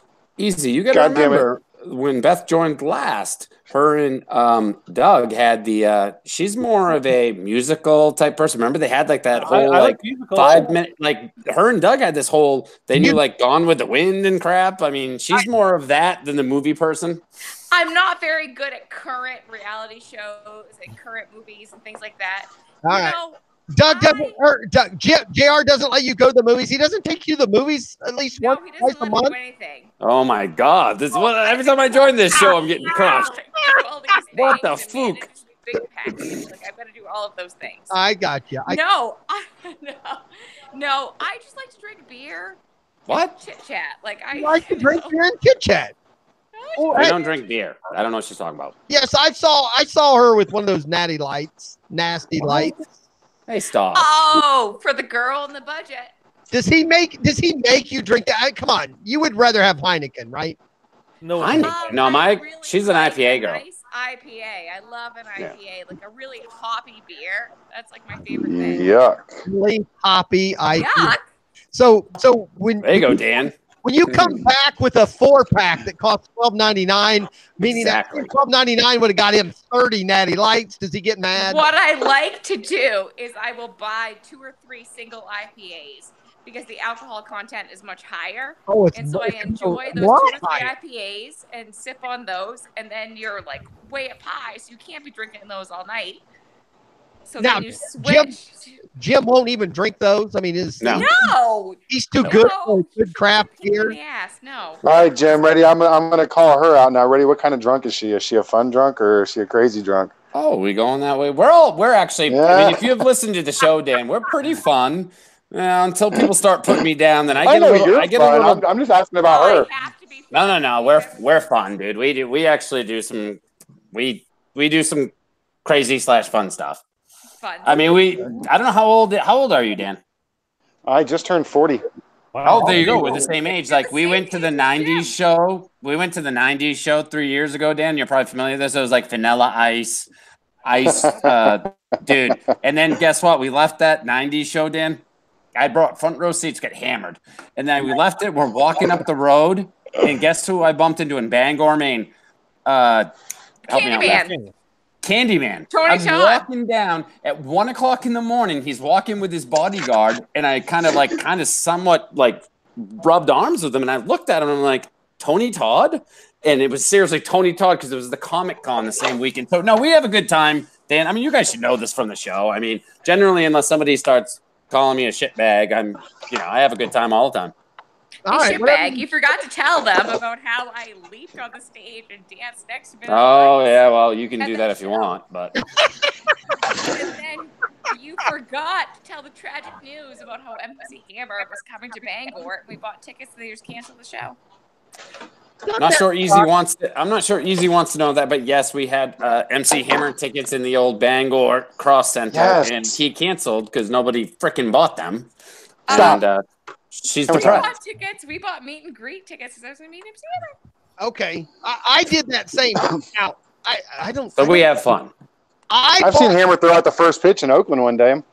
Yes, because he used to be the bat boy for the Oakland A's back in the. Yeah, I was there. I was there for his bobblehead. I was there for his bobblehead day, and he threw out the first pitch. It was pretty cool. Yeah, he was bobblehead day. That's why he's called. I've still got it. Because of Hank Aaron. I think all that. See, now I realize it's for kids and people like Dan. All that, none of that shit makes me go to a game. Sorry, Dan. I mean, I just, if it's a time and a night I can go, I go. I don't need to be given. If I see one more stupid bobblehead something, they are now doing bobbleheads with Star. I mean, I don't know. They're making up shit now to get you to come to get one. If you're one of 9,422 kids that come in, you get a Snoopy bobblehead that has a Cubs hat on it. Who gives a shit? I don't get that whatsoever. When I was a little kid, the only day there was party pooper. Day. They don't even do it anymore because people would get killed. Those little bats, they used to give those away on Bat Day. Oh yeah, those are cool. And then that Bat Day and then Helmet Day where you get a plastic shitty helmet. But now you just have to buy some Dippin' Dots and you get a damn helmet. They put nachos in them. Right, they do nachos or Dippin' Dots and you get a helmet. Now, Beth, do you take the kids and go to a ball game up there in Maine every once in a while? We have a minor league team, the Portland Sea Dogs. We've never taken our daughter. She has been to actually the Tampa Bay Rays game when we've gone to Florida. And then when they play the Red Sox, we'll go down there because it's much less expensive to actually fly to Florida and watch the Red Sox play in Tampa Bay. Yeah, that's a little bit much to see a game, but still. Well, they're in Florida for a reason. No, but she's been to one major league game, never a minor league game. Our daughter, she's like more into arts and music than she is sports, much to Jim's disappointment. But but yes, we went to Tampa Bay Rays and the Astros last June. We went. And it was fun. That's a cool stadium. You can pet stingrays. People really give that stadium a hard time. It's really not a bad stadium. It's a lousy location. Stadium. Some of the people that work there are dicks, though. Yeah, but that's everywhere. There's dicks. But I'll tell you, after the game was over, they're carny after the game was over, and they didn't sell a whole lot of seats. After the game was over, Raymond, who's the the mascot for the Rays, was out walking around. We tried to bring our daughter down. She was 7 at the time. Tried to bring her down to meet Raymond, and somebody stopped us. He's like, "You can't come down here. These are VIP seats." And I was like, "Yeah, but the game's over. Like, my daughter wants to see Raymond." He's like, "Nope, you can't come down here." And we're looking at like a sea of empty seats. And Raymond went down into the This is a minor league game or a major league game? Tampa Bay Rays. Major league game. How did we get here? Because I've actually said this story. I've actually said this story in the chat. A bag of dicks and wouldn't let. Remember when he wouldn't let Cadence go down to meet him? After Yeah. But how do? Calm down. How did we get here? Easy. Don't go to the back if you want to be involved. Well, no, because I've said this story in the chat that he was about a 60-year-old man, and all I had to do to I'm not trying to be like a jerk, but he was he touched my kid first of all and pushed her back, and I was like, whoa. I'm not cool with that either. And first of all, I told him there was empty seats there, but online only gave me. We were just behind it, and I'd been there once before, and I bought those seats. And I was like, they didn't give me the option to buy these seats. I was like, I would have bought these seats. I was like, there's nobody here. Can she please just get her picture? And he she went down. He kind of pushed her back. And I was like, dude. And then they were like, I'm going to call the cops. And I was like, all right, I better get out of here. So was he just doing his job? Okay, he could have been a dick and done it a better way. I guess easy, but when there's only 100 people, dude, But none of that matters. If he was told no one goes past here, that's his job. That's all I would say. This is true. It can be your job, but when there's one kid. She's a 7-year-old. Easy. She was a 7-year-old girl, dude. I mean, at some point, dude, you could be doing. It was a matter of national security to keep that little kid out of there. Yeah, there was really everybody was kind of leaving. It was the end of the game. There was there by herself. She was. Oh, look, you're making my wife cry, Easy. God damn you. She could have been a threat to the people sitting down there. You never know. Story. There was nobody. Terrible story. Right. No one wants us to touch their children until their child walks out in front of a car and they go, "You didn't want me to touch your kid." I don't know. It would have been easy. I would have been fine and dandy if he didn't. It was the few extra beers and when he kind of pushed her back, that was really the problem. Because I didn't think it would be a problem, so I was like, "Go down." Because he was right. Because you know how it goes. There was nobody there, which was the issue. I would never encourage my kid to break the rules and go rushing with a crowd of children. Right. But nobody was around. I was like, here's an opportunity. You can get your picture taken with the mascot. Yeah. Just run down real quick. It wasn't picture as they're exiting the game. Beth is literally not explaining it right. There was no customers. There was no people. Hey, the Rays have trouble with their fans. They don't really have a lot. No, they should go the extra foot. And they got 3 less now.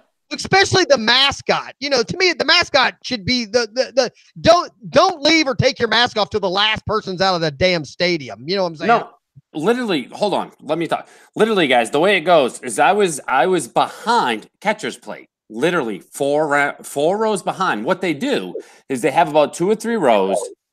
Right, just behind immediately, all up close, and then they have the walkway, and then I was right there. So what happened is he was down in those rows of those 3 special people, and when he was leaving, he just walked through the walkway, and we were the game was over. So we were walking, you had to leave, I had to get up out of my seat, walk to the walkway to walk up the thing. So I was like, Cadence, run down there, because he was right there. So trust me, those tickets I spent money on were probably, compared to that one next row, were $40-$30 more expensive, if that. And we bought a foam finger. And this guy literally just walked up and she was going down and he took his arm and kind of pushed her to the side. And that's kind of when I got, she was 7. I was like, whoa.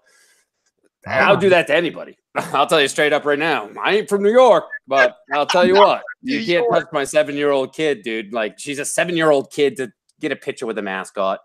Anyways, I don't know how we got on this. Let's talk about, they asked sports. That reminds me of a story. Right. I almost got arrested. I almost got arrested at the Giants 2010 World Series celebration because some dude put his hands on my daughter when we were standing on the side of a building. He came out. He was a worker at the building and tried to police us. And he's like, "Get off our building!" And I grabbed my daughter and I lost until the cops almost pulled me away in handcuffs. It was pretty ridiculous. No, dude, he said the same thing. Dan, I was literally about 6 inches from his face. I was like, I mean, I didn't have a lot to drink because I had to drive, but I was like, she just wants a picture. She's 7. And then he said something stupid. And I was like, dude, you're being a dick. Like, and he was like, I'm going to call the cops. And I was like, trust me, they almost called the cops on me. I had to get the F out of there. But I was like, don't touch me. The last time, though, we went to the race game, Raymond was very nice and he took a picture. We were one row down, guys. we were just one more row down, but we were in that one little 3 rows. Made a difference. I mean, no, I'm not saying that. What I'm saying is different people, different day, just, I mean, people, and also too, you don't know what people are going through in their lives. I'm a big fan of people can have bad days. It doesn't make them a bad person. That's true. Right. You can say that, Jim. I give everyone more than one chance. I know people out there that don't, but I've had a bad day before and I feel terrible. People that I dealt with that day didn't deserve probably. I'm normally a nice fucking guy. You know what I'm saying? But I've had those, Mrs. Easy will tell you, I've had those times where I'm like, that's not me. And shit happens. And believe it or not, I think we all have those kind of days. None of us want to be judged on that one bad day. And even if that included your 7-year-old with that guy for a minute, though. I did say, because I was kind of feeling him out for a second. I was like, I understand you've got a job to do, but I've got this kid. Because I'm a reasonable person. I think I'm a good judge of character. I work with the public. I am interested in people and where they come from and why they are the way they are. This guy was kind of a bag of dicks. Yeah, he was a bag of dicks. Dude, easy. We're talking about a 7-year-old female girl. No, it's not even 300 people at this game. The end of the game, he walked right by us. All I was going to do is take my picture out and take a stupid picture. End of the game. He's off duty. And he touches her and pushes her away and says, no pictures? Dude, this ain't the queen of fucking France. I mean, what the fuck? Right. But again, what do we got there? My argument, what started this that you've turned into an argument is what I'm saying is the last that you were comparing that to another time where no problems at all. And that's what I'm saying. But I didn't. Go ahead. No, I'm just saying, different people, different situation, and they allow it to happen. And what I'm saying is, meaning we can have bad days that you don't even know. And I know what I'm saying is situations can make for me to have a bad day, meaning, a mother or father that has cancer, a lot of things going wrong in my life that are personal, shouldn't affect how I do my job, but really bad things can be happening in my life. And unfortunately, that's the day where and I'm using your daughter because that's the scenario, but that's unfortunate when I turn and say, hey, no, you can't come down here, kid, and maybe I stick my arm out. My point is people have days that we can't sometimes just never even put our we just don't know or understand. That's my point. I've been a dick because of situations that no one knew was going on in my life that day. And you were only a dick because you were thinking of something else. Is kind of my point. Possibly, but I'm just not sure I'd ever touch a 7-year-old. I would never touch a 7-year-old kid. I know dicks are dicks all the time, But all right, let's go there. I want to go back to Tampa and see the guy. So right. Fuck them. He's behind this door. I'm not even a mascot guy, to be real honest. I'm back to that. Do we need a mascot? The Reds and the Mets have the two stupidest mascots in the world. A human man with a ball on his face is ridiculous. You just sound anti-fun to me. That's all I'm going to say. Oh no, Dan's trying to get this all worked up here. Yeah, he is. It's all. Oh, yeah, I'm not gonna let this little kid through. That's my job. Oh. Well, it could have been his job. That's my point. You're killing me, Smalls. I hate mascots. They're fun. Kids love them. Into everything. Easy's just like stiff-arming 7-year-olds. He's running down. My daughter is 11, and she loves the mascots, and she loves to take her picture with them, and she has all the stuffed animals at the house and shit like that, and it's cool for her, man. It's one of the ways that I got her into baseball. That was also her first baseball game ever. Anti-fun. All right, I got another question. First of all, JJ made fun of me today because I fell asleep last night during the NCAA championship game. That was dull. I was sitting in my chair. I heard it was good. It was like getting ready for the overtime, and the next thing I know, I wake up and the fucking news is on. Oh shit! And I missed the overtime. So I said that in the chat today, and JJ went off, and he made it sound like I'm the only person in the world that has fallen asleep during some important sporting event. And I realize you West Coasters, which JJ, I'm guessing, Careful. Who has that cough? Yeah, Doug, get something. That's me. I got a throat lozenge, got everything. I'm sorry about that. the West Coasters like Dan, bitch and moan when there's an early football game on because you might have to get up a little bit early, to actually watch a football game. But I accidentally fall asleep at 11:30, on a Sunday night or a Monday night after working all day, and I get a little trash for it. Now, I don't think JJ was being mean; he was kind of making fun. But I thought, is sports. I don't think falling asleep had anything to do with the sport being good or bad. It was a good game. It was a good game. I'm 57 and it's a Monday night and it's 11:30 and the game's still going on. It's too damn late. Now I know in California you guys don't have that problem, but I don't know. And have you guys ever done that? Fallen asleep during a major sporting event? Yeah. Right, Doug. Thank you. No, because I'm not old. No, I mean with I'm like, not old. Yes, we are, Dan. What the fuck are you talking about? Like baseball, there was always like that Saturday afternoon game. They don't have it anymore. But it'd always be two teams that you'd really root for. There'd be like the Red Sox and whoever playing. So you turn it on and you watch like a 2 innings and you fall asleep for 3 innings and you watch the end of the game. You mean you take a nap on a Sunday or Saturday? Yeah, while the game's on, almost all the time. See, I'm not a napper, and I know Beth. I hear. I know. I mean, that's all I hear from JR is every time I say something, Beth's snapping. That's all. He's so full of shit. I work night shift. So sometimes I only get to sleep like 6 out of 24 hours. Oh my God. I'm just saying.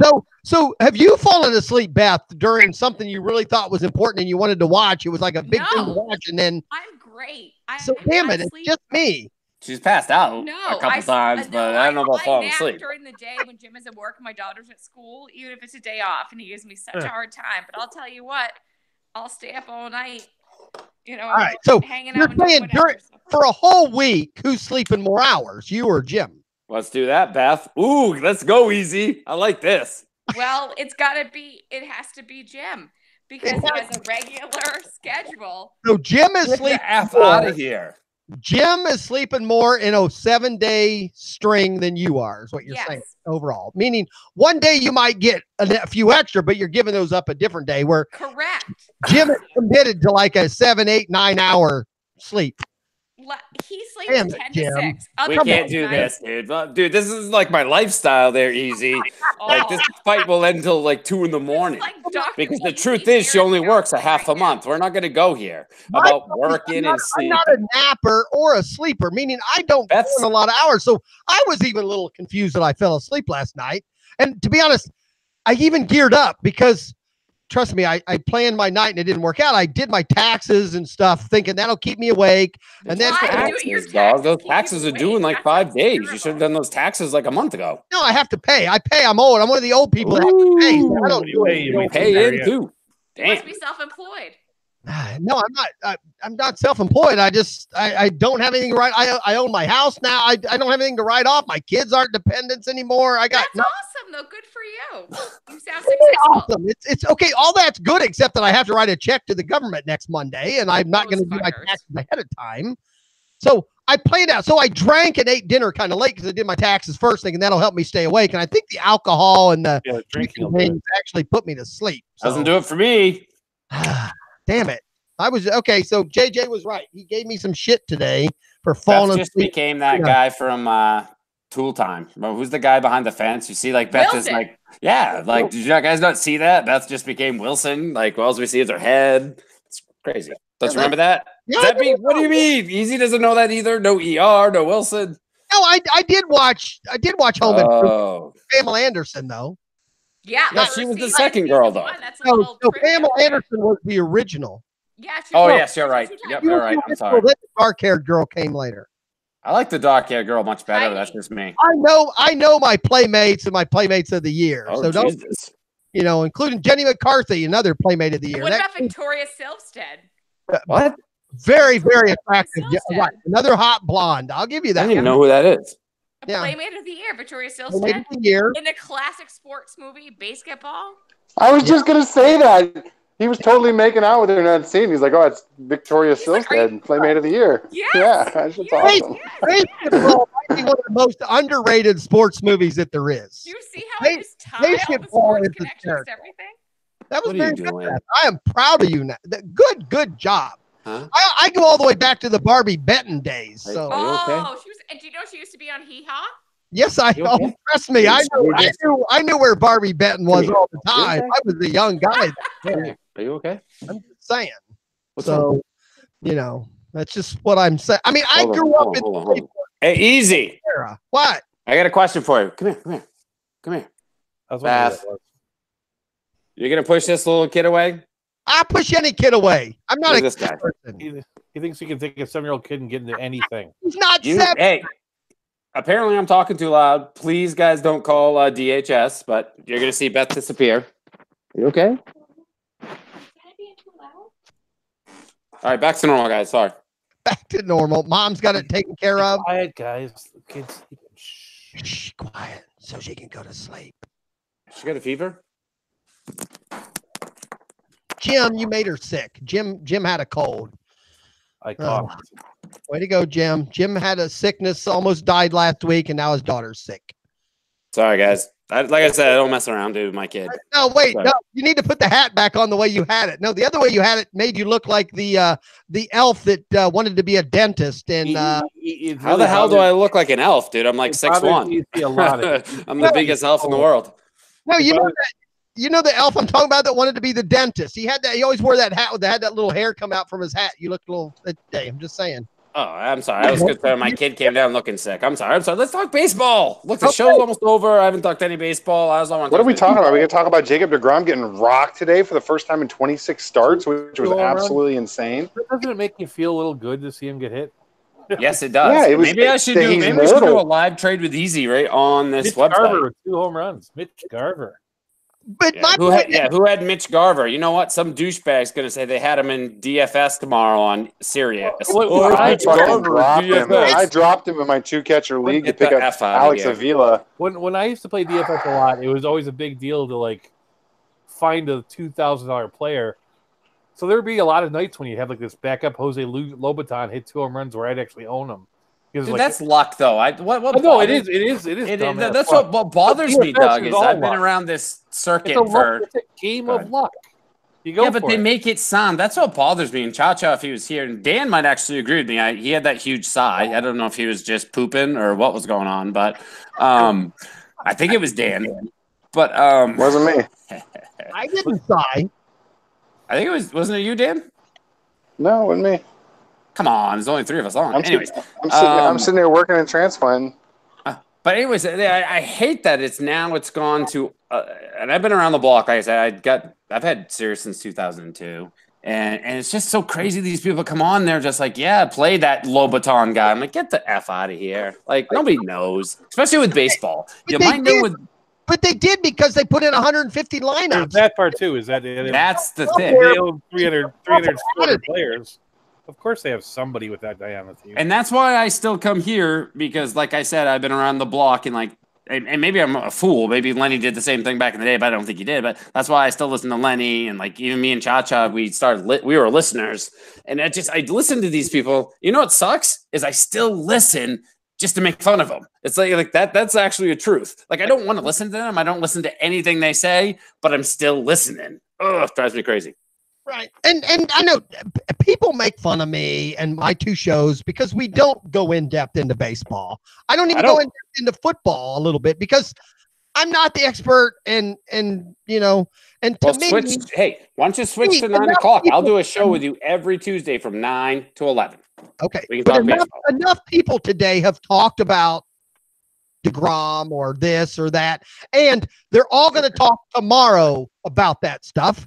That's why I like to talk about the weirder things, the crazier things, the stuff that we don't get to talk about other times.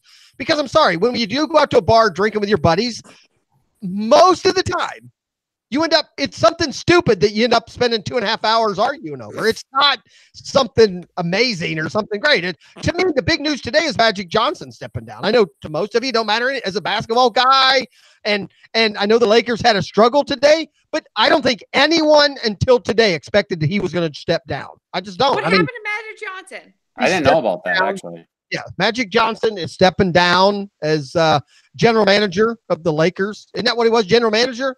Yeah, there's a couple of them. Oh, no, that's the Dodgers. Right. No, he's still a partner. He's an owner in the Dodgers. Right. That's what I'm saying. Yeah. No, you're right about that, I think. I don't know. To be honest with you, this is actually, I'm not going to lie. I am not probably going to do. Magic Johnson was the president of the Lakers. And he has announced he is stepping down.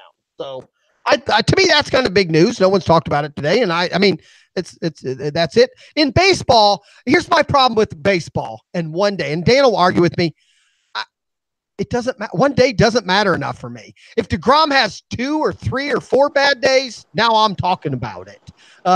If the Reds score 14 runs, you missed the whole point of the story. What?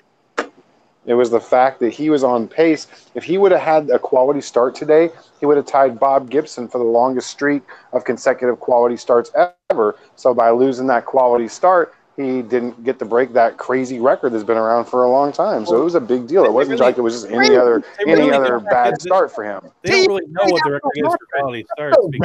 Hey, hold on, guys, go on. What are you talking about, Easy? There's no real record for quality starts. Quality start was invented in '85, but until 1949 or something, they didn't differentiate earned runs from runs. And so it's like you don't know how many quality starts, Bob Feller had. You don't know how many quality starts Cy Young had. You don't know how many quality starts. Okay, I'm sorry. In context of the modern fucking game, this is what I heard on the television. No. Excuse me. In '85, some guy comes up with a quality start, says, I'm sick and tired of pitchers trying to complete games. I'm going to create this stat. And in 10, 15 years, people stop pitching complete games. But last year we had 2 complete games because now somehow 6 is seen to be ideal. Yeah, but we also don't have cases anymore of guys blowing out their arm after 6 years in the bigs because they threw 5 years of 350 innings of ridiculous baseball we saw in the 80s. Blowing out arms all the time. Just yeah, today, but it's not quite at the same rate. The Reds, Hunter Green went under the knife. Yeah, today. but that's a young kid thing. That's a whole other issue. That's because we're letting high school kids throw 100 miles an hour. There's actually a whole lot more people blowing out their arms today than there were 30 years ago. Yeah, but okay, that's what he said. That's what he said, though. Isn't it? Isn't that what Dan said? They're blowing their arms out. It's a different kind, though. Yeah. Listen, anyways, it's where we accept mediocrity as being a standard for a pitcher. That's the part that's the bothersome thing. It's like remember when a pitcher used to not want to leave the game, like Jake DeGrom doesn't want to pitch the 7th inning ever. Maybe I'm old school. I remember the good old days when did you win or lose was the only stat or record that. And remember when that was really important? Winning or losing was important. Right, and nowadays it kind of isn't. I don't know if that's because I'm more into fantasy now. I understand they still use wins and losses to decide who gets in the playoffs. They still do? That sucks. Wins and losses. I thought it was who wins the All-Star game. Which, you know what? I happen to be one of the old school people that I liked that the All-Star game had some meaning. Because I kind of liked it when it switched to that too. I'm not going to lie. When it actually made a little bit of difference, like who got home field, because I'm not a big home field guy, but maybe a little. Especially if you're in October now and you're in, you know what I mean? If you're Arizona and you're in Boston, that's definitely a thing. The only problem with that was that when you got to that 9th inning, we all can agree who the players you want to see being on the field.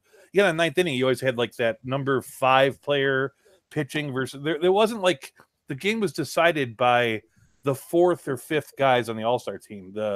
Odubel Herrera is batting versus the Evan whatever that guy's name. Not really, though. I think there was a couple of years where it was actually competitive because the coaches those games were good, man.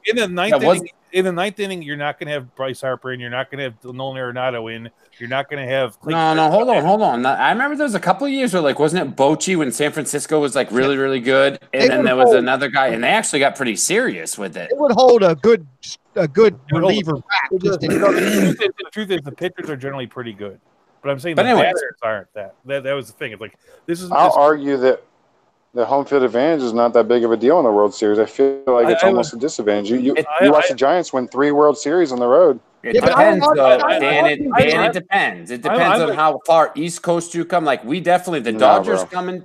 What do you mean? What? Well, think about it like this. If you can just take one of the first 2 games in the series, then you get 3 games in a row at home with a chance to close out the World Series. But if you're advantage. But if you're the Dodgers playing in the Sox last year, they had no chance. Playing up here when it was like 30-something degrees in October. I knew the Sox were going to freaking – if I was a betting man, I would have fucking – if I had money, I would have thrown freaking $1 million on the Sox last year. That was I wanted Milwaukee to win so bad. What was that look for? Come on, Jim, you can get $200 or $300 for a 7-year-old any day of the week. No, dude, when the Dodgers beat Milwaukee in Game 7, I had no doubt in my mind that we were going to win that because there's no way those Sallies were going to come up here and win in Boston. And I knew that they had no fans in LA. It was almost 70% Boston fan. I mean, it's just you knew it. If you fans in LA, LA has got the largest fan base of any team in baseball. You're out of your mind. Did you watch those games last year? No, dude, I watched them. There was a bazillion Red Sox fans there. Yeah, it's like the Red Sox have a stadium that seats 26,000, so it's hard to get things in there. Doug, dude. I watched that World Doug. I watched that World Series. Douglas is correct. Douglas is 100% correct. The Dodger Stadium holds 3 times what the Red Sox Stadium holds. So if the Red Sox guy wanted to get a ticket, they could get a ticket to that game because it's hard to sell out a 70,000 seat stadium. All right, guys. All right, well, whatever. Well, we whooped our ass, but from what I remember watching, there was a lot of Red Sox fans in there, and they had to show the stupid stars to even make it up. But anyways, but getting back to no. Before we leave, though, back to the All-Star game. See, to me, and baseball has screwed it up. The best All-Star game there is.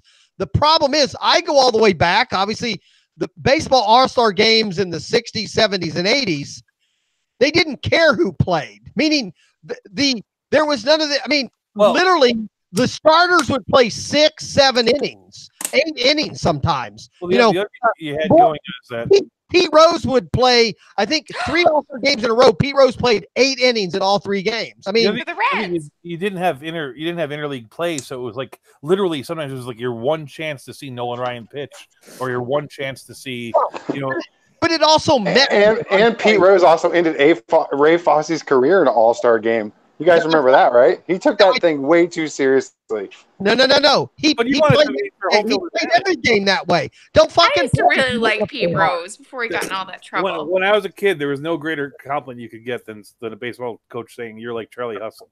That was like the ultimate compliment. Right. Pete Rose did not do anything wrong, and Ray Fosse even says that. Yeah. So but that goes back to what the beginning of this conversation was. When EEZ was defending himself on what he does on his 2 shows. We all, me, you, Dan, Doug, we love baseball. But the truth is we're about 6% of the world, and EEZ's trying to do something totally different, and you can't really start a career probably talking about baseball in 2019. Dude, you did ask that question, I believe, about 5 minutes ago. Right. And I wish you would add some in, and I'm sure Lenny does too. And Dan apparently has a way better knowledge than I do. I didn't know anything about that stats, whatever he just said. I thought I had a pretty good knowledge, but the whole point is that it's just not going to work. Like me, you, Dan, and Doug could all hang out all day and talk about baseball, but it's other people aren't going to tune in because we're about 6%. You guys must agree with me with that. I agree, and that's nowadays. If you could get a hold of 1 million people, and you can do that. You can actually do something with that. I'm in good contact with people who do a couple of Chicago Cubs centric podcasts, Yep. and they have whatever, it's like 12,000 listeners. And with 12,000 listeners, that's enough to actually accomplish things. You can do leagues. They have meetups in different cities. They, they sell decent amounts of T-shirts and stuff. It's like the world of the future is a bunch of micropayments. You don't need to have 35 million viewers. You just need to have, a couple of 100,000, and you can get to that number. And even if you only have in the tens of thousands, you can still do something that's relatively important. Okay, Doug is kind of arguing, though. I understand what Doug is arguing, but my argument, and again, I'm not here to defend my show, but or whatever. But the reason I am indefensible. But the reason I am the fantasy fan is I am more of a fan of fantasy than I am a detailed baseball guy.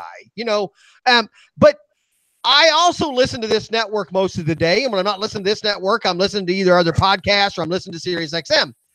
My argument a little bit is my goal is for these 2 hours of this show to be a little more light, meaning because there's enough people on this network that are going to talk about, they're and I'm not saying, hey, if something, my goal today would be back to a fight or a weird rule or something crazy happened. To me, that's what I would want to talk about on this show, where anybody can have an opinion versus, unfortunately, Dan, I can't argue with Dan on some major baseball thing. I know he knows a lot more than me, but I can come as a fan, which Dan brought up one stat that quickly is just a fan of the game, but not a fan of the game. I don't even know how to say it. I would say quality starts mean nothing to me. All these crazy records. If you're not a fantasy baseball guy or a real baseball stat head, quality starts mean nothing to almost everybody. No. They can mean it. They can mean something to Dan, and I agree and can accept that. No, that's what he said. It's sort of our. It's a thing of ours. It's not really. It doesn't belong to the world. The world doesn't care. I sat there at I go to a number of bars on a regular basis. I run one of the things I do in a short time is I run a trivia league, and we do. I host trivia at bars, and so I'll talk all the time about being in part of bar conversations. Every place I went last year when they were talking about DeGrom for the Cy Young, and they would bring up, if someone would bring up the quality starts, somebody would go, geez, quality starts, and it would be different people, and sometimes it would be women, and so it's like the average baseball fan knows that that's kind of a goofy ass statistic that doesn't mean an awful lot. Well, do you know what it was, Doug, Dan? You guys know what this was. I mean, unless I'm losing my mind, I'm sure you all started. Actually, Doug, you started way before me. But all quality starts was that same thing as saving whole. It's the professionals trying to grow the league and add different things that other younger people will like, right? In that what's save holds? What's the same? What's that category? I don't play in a league like that. I'm old school. I play in an old school league. The thing with that's what it is. The quality starts was in those days when pitchers were going to free agencies, right? The thing that a lot of them would argue, if they weren't great players, they would argue, well, I give you 225 innings. You know what I mean? But an inning, that's not no. A quality start is that isn't. No, I'm saying in the 80s, if Al Leiter went to free agency, he would make his case he's a 4.04 ERA pitcher, but he gives you 224 innings a year, and you'd say those innings are what makes me good. And then the other side would go, is it a good inning or a bad inning? And so it sort of developed to try to quantify what is a good inning, good outing that's not necessarily a win. And it's basically ignoring the ratios, which is a huge head-to-head stat, correct? Yeah, but that's what it's for. It's basically a shorthand way of saying this guy's a pretty decent pitcher. It doesn't mean he's good. Doesn't mean he's not good. It doesn't mean he's great. It just means that this guy is useful in the major leagues. It's very and especially in an age where we're using bullpens to dominate so many games, and where your teammates have so much to do with a win now, not like it was in the 70s and 80s where a starting pitcher went out there and pitched 9 innings. You have a lot more to do with the win at that point. Now a quality start is a better way of measuring how good a player is to the team without necessarily looking at the wins. When you can see that's how Felix Hernandez was able to win a freaking Cy Young with a 12-win season. If you're going to take wins away, it's probably the best way to look at a starting pitcher. But the part that I don't like is that pitchers look like they don't want to pitch the 7th inning.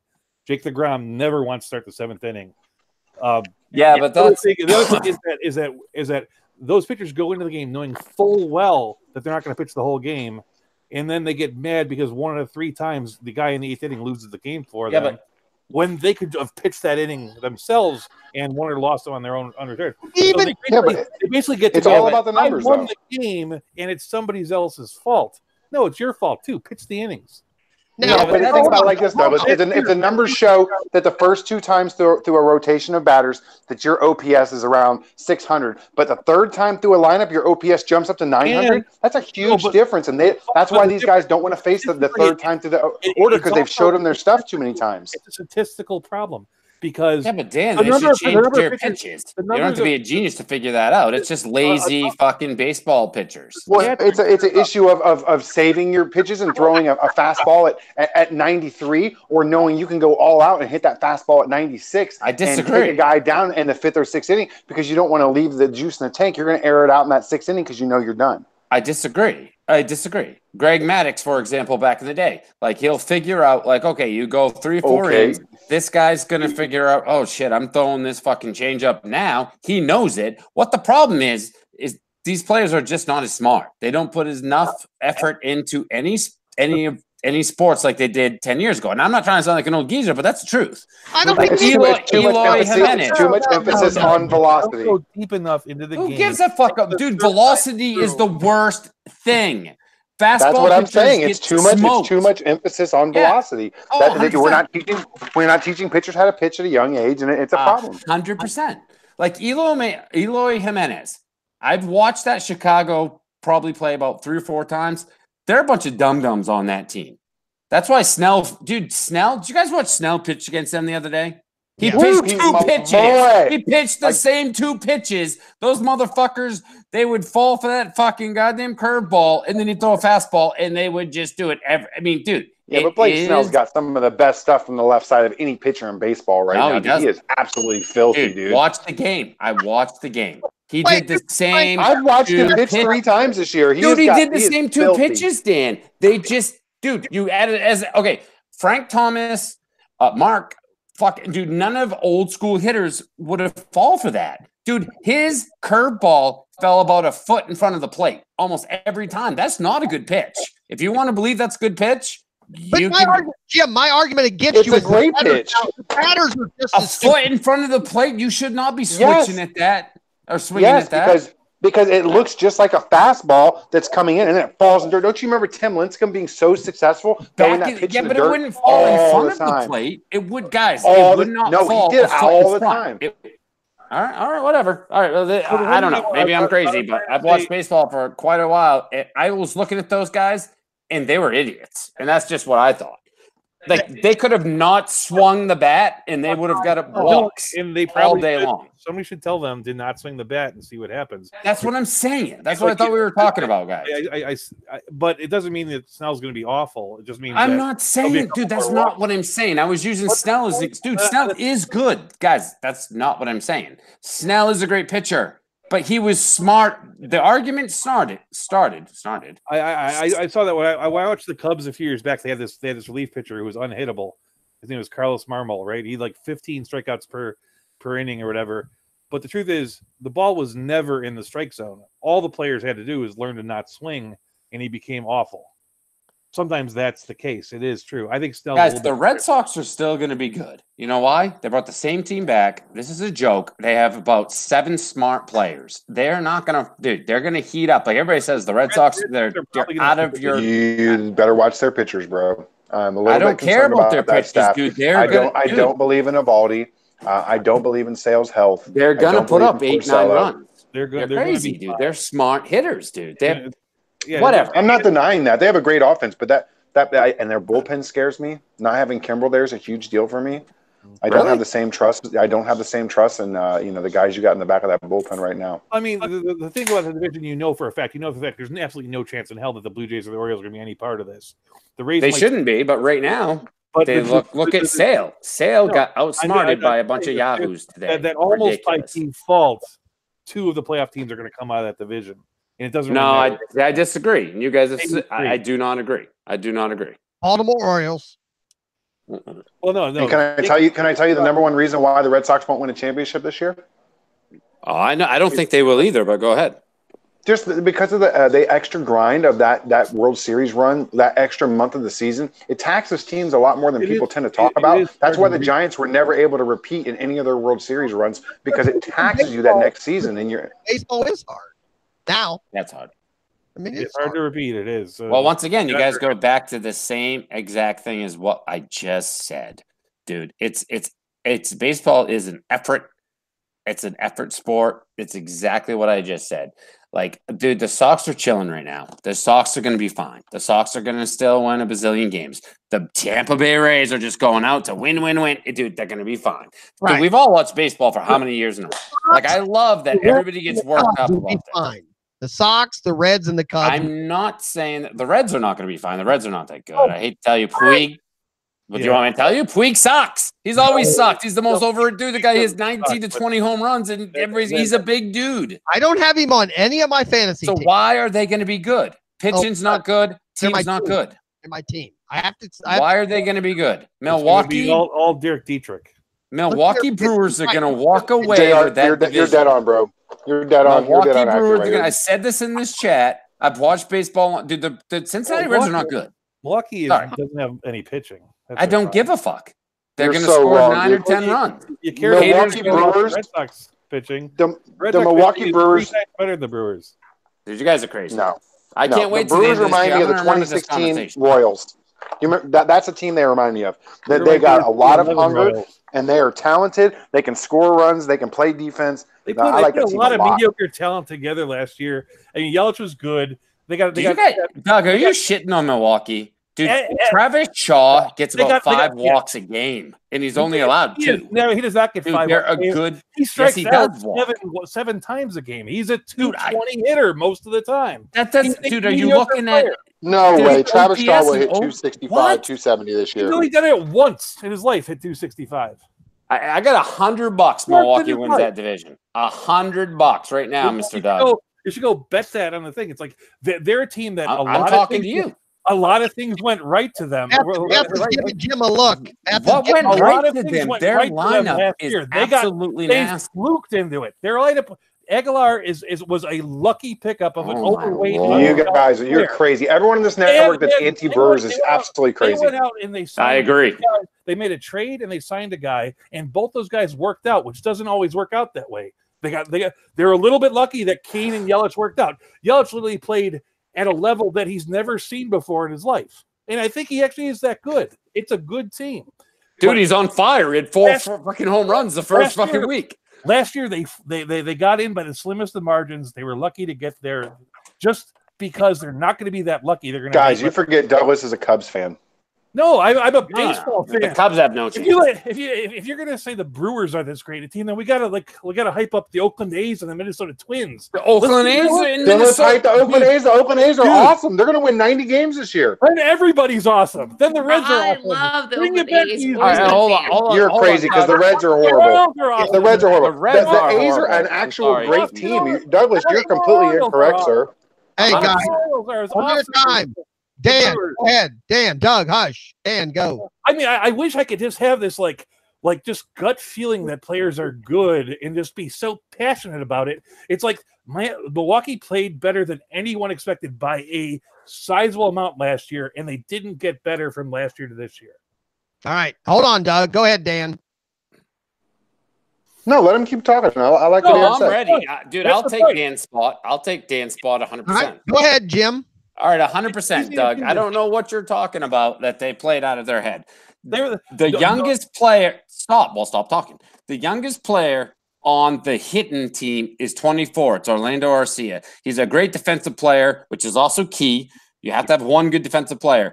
Every other player is almost 30 years old on that team. Lorenzo Cain, you're crazy.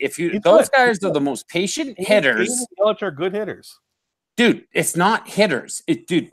Don't fuck your average. I'm telling you right now. That's why the Sox won last year. The rest of the team is really Aguilar could as easily hit 30 home runs this year as he could bet 200 and play out and get out of the. Aguilar is a very bad Travis Shaw could as easily hit 30 home runs as he could hit 200. It doesn't matter. He's the most patient hitter in the league, dude. He walks all the time. I don't understand where you're getting these stats, dude. Well, him and Moustakas, they're fairly patient guys. Like they gonna get on base. It's like we're banking on this team being great, but based on two. I didn't say great. They just have to win 88 games. 88 games isn't going to win that division. That division yes, it is. 495. You're crazy, dude. That league is so close, and the NL East is so close. 88 to 90 games is going to win these divisions. I think it's going to be close. You're correct. I think it's going to come down. I think this division is going to come down. Believe it or not, I will say the Cubs and the Cubs are not even. It's going to be St. Louis the Cardinals are the class of that division. You guys are all wrong. Fuck the Cubs. The Cardinals is the team I picked the beginning of the Cubs pitching is horrible. If the Cubs pitching is horrible, are you crazy? The Cardinals. The Brewers pitching. I say it's going to be the Brewers and the Cubs are going to be in second. Little league stuff. If you say the Cubs pitching is horrible, then literally the Brewers have nobody. It's like they may as well just put a pitching machine out there. So you're going to bet on Jose Quintana and Lester and all these fucking 40-year-old fucking people are better than young guys? You can't do 38 is one. Lester's 38. Nobody's 40 on that team. What you know what I mean? All right. Well, I guess that's why we go to the show, right? Yeah. I'm going to say Milwaukee is going to win that division, and I think Milwaukee. I think it's going to be Milwaukee versus probably Houston in the championship. Houston has the best path in the American League by a good deal because they have a fairly weak division and they're a very good team. No, they don't have a weak division. They have actually the best division in that AL. Holy crap! The AL must really be bad. So wait, so you're gonna fucking fly off the handle because you have Giancarlo? Dude, you got a bunch of names. Dude, I'm gonna tell you right now. Seattle, Houston, and the Athletics are better than any team in the AL East or the AL Central. My God, you're so wrong, dude. There's three great teams in the AL East. The Rays, the Red Sox, and the Yankees are all great teams. The only team that I like in the AL East is the Rays right now. Really? The Yankees are not, dude. Are you guys gonna fall for this bullshit fucking names, dude? No, the Red Sox are a good team. Your team, the Red Sox. The Red Sox are not good right now. The Yankees will win 90 games this year. They're not. Yeah, both those teams are gonna win 90 games. Who? You know, the Red Sox and the Yankees. Maybe. I mean, the Red Sox winning 108 last year was a little bit on the. Dude, think about it. The Yankees won 90 games the year they were rebuilding when the baby bombers all came up that first season before Aaron Judge came up, and it was Gary Sanchez when they brought him up that half season. They still won 90 games that year when they were rebuilding and selling pieces off and trading A-Rod. I don't think the Yankees are good. If you have a good You're pitcher, crazy. They can win 90 games and they're going to strike out, bro. Dude. They are going to strike out. I don't know how you can say that the Yankees. I don't like the Yankees. I didn't say they're not. The Yankees are not good, and then at the same time say the A's or the Brewers are. They're like the Yankees are probably a better team than those two teams. Maybe so. Guess we'll find out. All right, guys, we've gone over 2 hours. And my goal is to stick with this 2-hour limit. And look, Beth, I gotta take fucking NyQuil to go to bed. You guys stress me out so much. Wait, I've been knocking down these lozenges. Beth, you deserved an IPA tonight. You should tell me if you're going to be on the show. You need to set up a couple of IPAs to be on the show. I should. Now, wait a minute. Talking to Beth. Beth, is there a local brewery or two up in that area that make? I mean, do you get some like local IPA, or do you buy, like some, national brand IPA? It depends. If I go to a restaurant or something, I'll try something that's local. There's nothing in the town where I live, but there are breweries. Okay, so craft beer is popular. I mean, here in Ohio now, they're everywhere. I mean, craft beer is popular up here. Yeah, is it snowing in Ohio? No, we had 70-degree, beautiful weather today. Seriously, it was snowing. We got 6 inches of snow. Almost thought about starting the lawnmower today, but I had to finish my taxes. Seriously, we got 6 inches of snow today. Yeah, really? My daughter. What happens when you live way up there? Now, my daughter had school got called off yesterday. Is this syrup time? I mean, when does syrup run? When do I get fresh syrup? Well, that's Vermont. Fresh cough syrup? No, Maine stop. Has syrup. Last 2 Sundays ago was Maine Maple Sunday. Never heard of it. And go to the places, but we have a foot of snow. The snow plow. Hey, I got to tell you, if you ask Easy, he'll tell you that 6 inches is an above average amount of snow. Fuck you, Dan. God damn it, the socks suck. I think 6 inches is. I can't get off here. I'm all worked up. I know. Hey, I know Mrs. Easy's like that. She loves it when the weatherman says we're going to go to bed with 2 inches and wake up with 8, but she always wakes up disappointed. I don't know. I think I would. We all can't be double A. Dan is double A. We all can't be double A. Exactly. I just remember him bragging about his gigantic cock. So, is that going on the website? Wow. Oh, you guys don't remember that? This motherfucker was in that. Oh shit! All right, I got it. I don't listen to that part of the show. I was like, I'm he's in the chat room all the time. Yeah. They can do it. They can. There's a little bit of all right, but they can cross the line. Beth, did you and Jim watch WrestleMania? Get the fuck out of here! No, we did not. No, sir. I bought it because of double. Play kind of forced me to buy the. Yes, I did. I fell asleep during the NCAA game. I watched all 6 hours of fucking WrestleMania. I was like, you're out of control. You know what I've been watching? You reruns of Supernatural. Anybody on that? Dan, you like that? No, Doug? No, I went to a WrestleMania once. I went 3 or 4 years ago when it was in San Francisco. It was a lot of fun. Okay, I would go to a lot of shit that I wouldn't necessarily watch because I think going is different than watching. I might go to WrestleMania if somebody gave me a free ticket. But yeah, get the fuck out of here. I wouldn't go if you gave me 5 free tickets. Wouldn't you want to just experience it once? Nope. I've been to 3 wrestling things live back in the 90s. I do not. WrestleMania though is kind of like the Super Bowl or the World Series. It's one of those things where it's just cool to say that you went. First of all, but I will tell you, I don't know. I don't think I would bring it up in a lot of conversations. It's a small town in Maine, and they had a store. We bought this house 16 years ago, and we went to a video store, and you could rent UFC 1, UFC 2, and UFC 3. So we rented all of those. You could rent 5 movies for $5, and watching those old ass UFC videos makes the new UFC look tame. Right. Like you could see like the Gracies like dragging her down by the ponytail. Like I mean, yes, she's not wrong. And they didn't have weight classes. The Gracies were awesome. So it would be like, the Gracies were awesome. I would give you that. So I'm gonna give a breaking news story. I want this. Michael Trout's pulled out of the game with a groin strain day to day. I don't have him anywhere, so that's great. I do have him in one. I have him in That's not good. That's not good for the game of baseball. It's not good for baseball, but that's why I thought it was worth noting. Peter Bourgeois is in Bourgeois. No. Peter Bourgeois. Whatever his name is. That guy. 4 years ago, he was on my fucking waiver wire because he can steal bases and hit home runs. And now he's like a starter, and he doesn't do either. But here's the other thing I want to know. WrestleMania was scheduled the same time that the Country Music Awards were scheduled. Oh, who does that? Who fucking cares about Country Music Awards? WrestleMania fans do. There's got to be a crossover between those two. It's the same fan base. That's what I'm saying. Yeah, you wouldn't put WrestleMania on versus the Indy 500. You wouldn't put it on versus Daytona 500.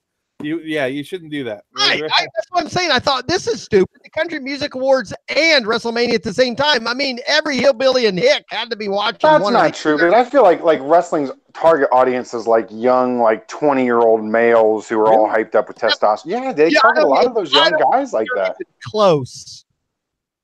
What? There's a reason Joan Jett was their main thing there because 45, 50-year-old guys still, I think, is the WrestleMania peak. I thought that the people who watch wrestling were like 12-year-old boys. Not anymore. No. It's old guys. Jim, your stepdad loves wrestling. It's young guys. You're all wrong. No. It's both. No, it has a mixture of both. I stopped watching it in probably 92.